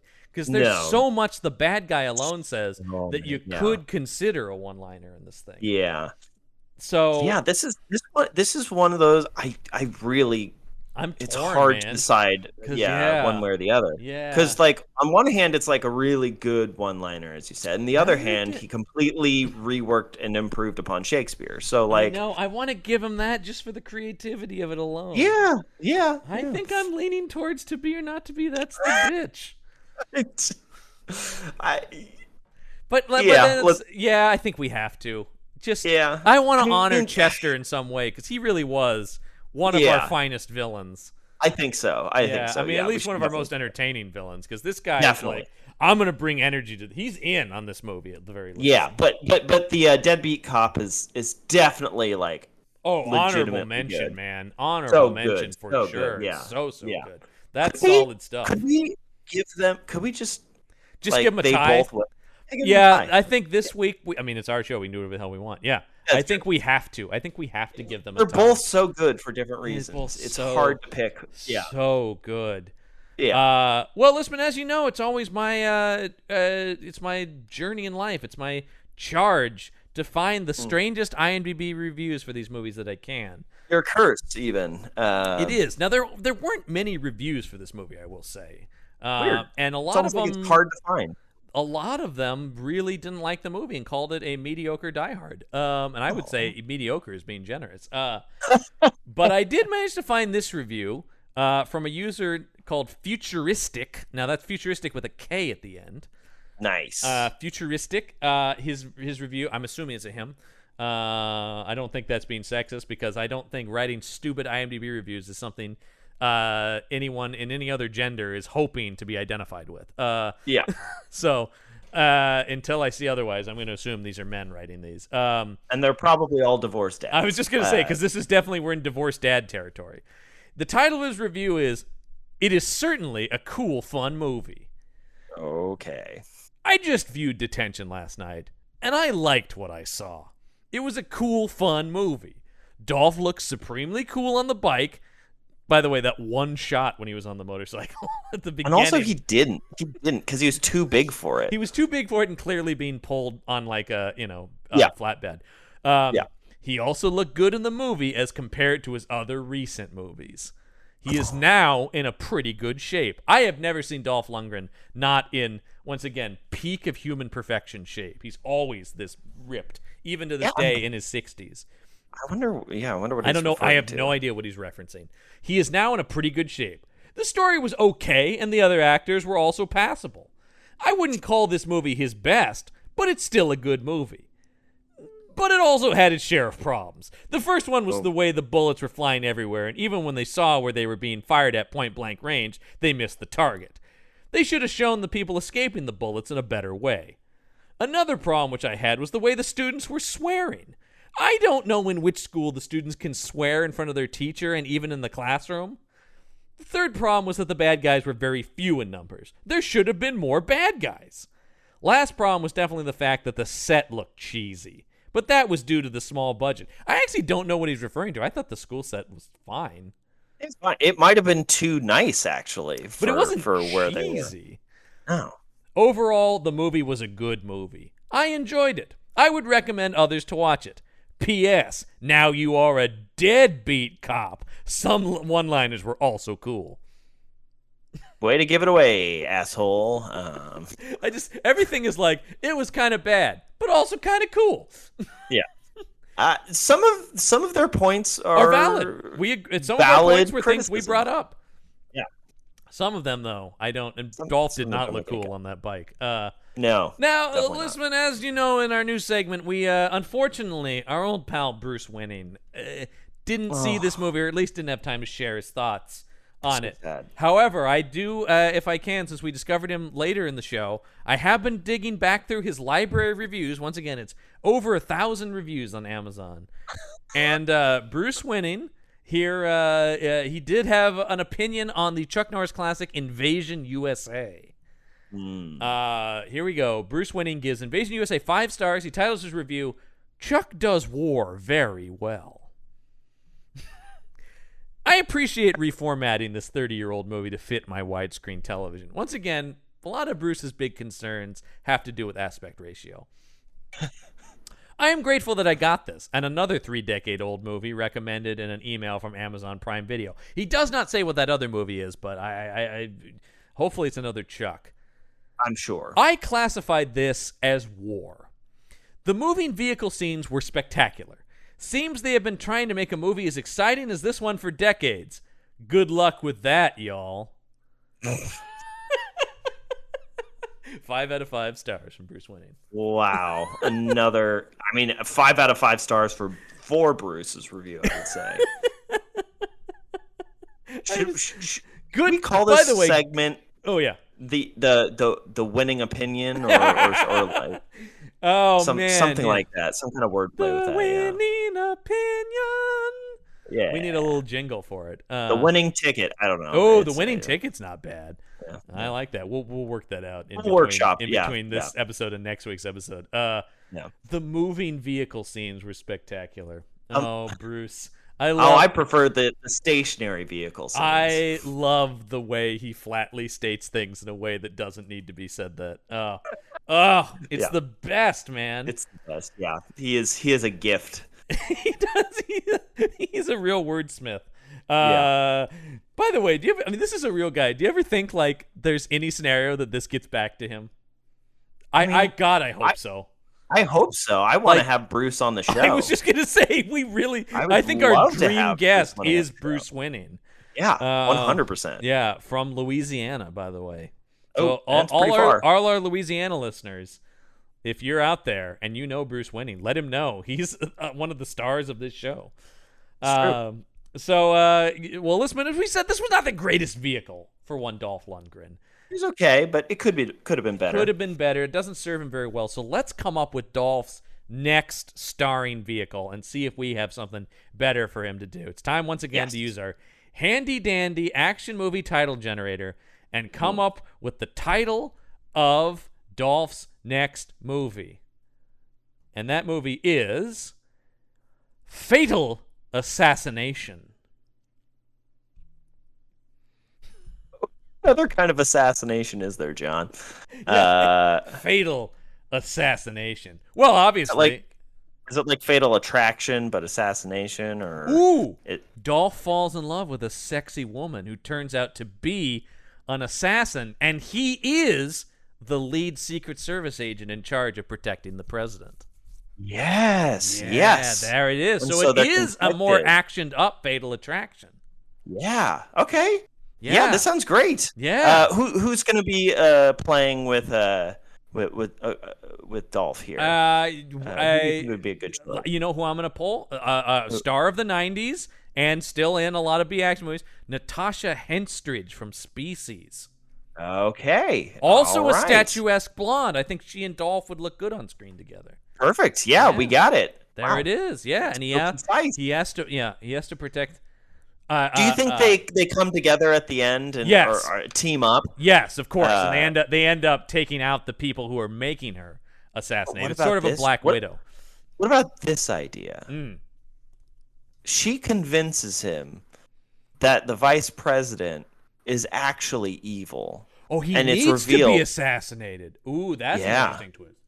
Yeah, because think about what I love about this idea is that there is a series of conversations that these two characters have to have. Their ideologies and perspectives are so incredibly different. And you think about this could really get into some meaty acting for Dolph. Yeah, exactly. Yeah. And so the kind of argument that they need to have in order to convince Dolph to kill the man who he is sworn to protect must be a truly, truly epic battle of words.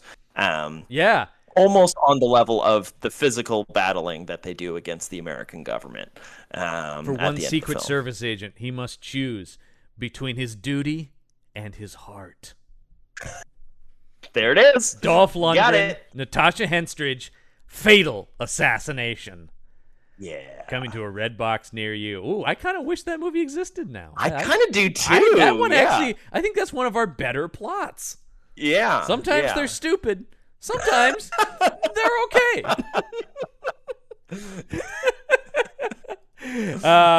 Well, I will say that was an appropriate title to lead us to what next week's movie is, Lisman. Oh boy, yeah. Well, Lisman, get ready because next week JCVD is back on the action shelf. Yes, Jean-Claude Van Damme, our ultimate hero here on the show.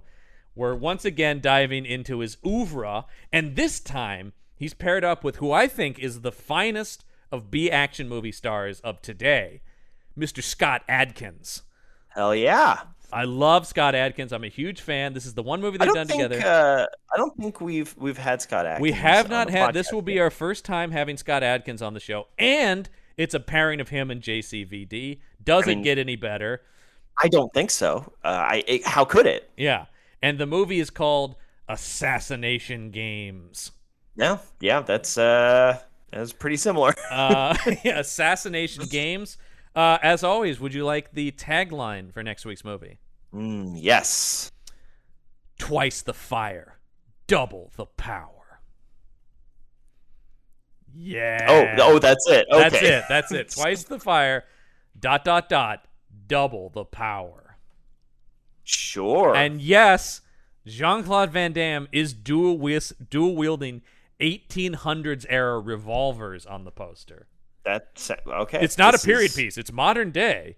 But for some reason, he's got 2 6 guns on the front of it, where Scott Adkins has like a totally modified modern gun with a big scope on it and stuff like that. And does JCVD have like a flintlock pistol or a rifle, like a black powder rifle over his shoulder? Oh, I wish he did. I really hope, just based on this, we'll see what it is next week's movie, that he only uses like antique guns in the movie. That would be awesome. I think that'd be great. Thing. That would be great. And these guys both excellent martial artists, so hopefully we get to see some great fight scenes. I am hoping to see a lot. This one I actually do have my hopes up on a little I do. bit, Yeah, these guys put out quality stuff. John, I don't think I could take it if JCVD let me down. You know, like he hasn't yet. I've seen quite a few of his. He hasn't films. yet. He truly is the so best good. of these guys. Yeah, he truly is the yeah. best. And it's a nice little detour because in a couple weeks after that we will start Seagal September. So it's nice to get a little taste of JCVD. We're gonna be pretty broken by the end of that month, I think. So bad. But anyway, it's Assassination Games next week on the Action Shelf. But that is gonna do it for this week's episode. I'm John Campbell. And I'm Michael Lissman. Until next week, get yourself some action.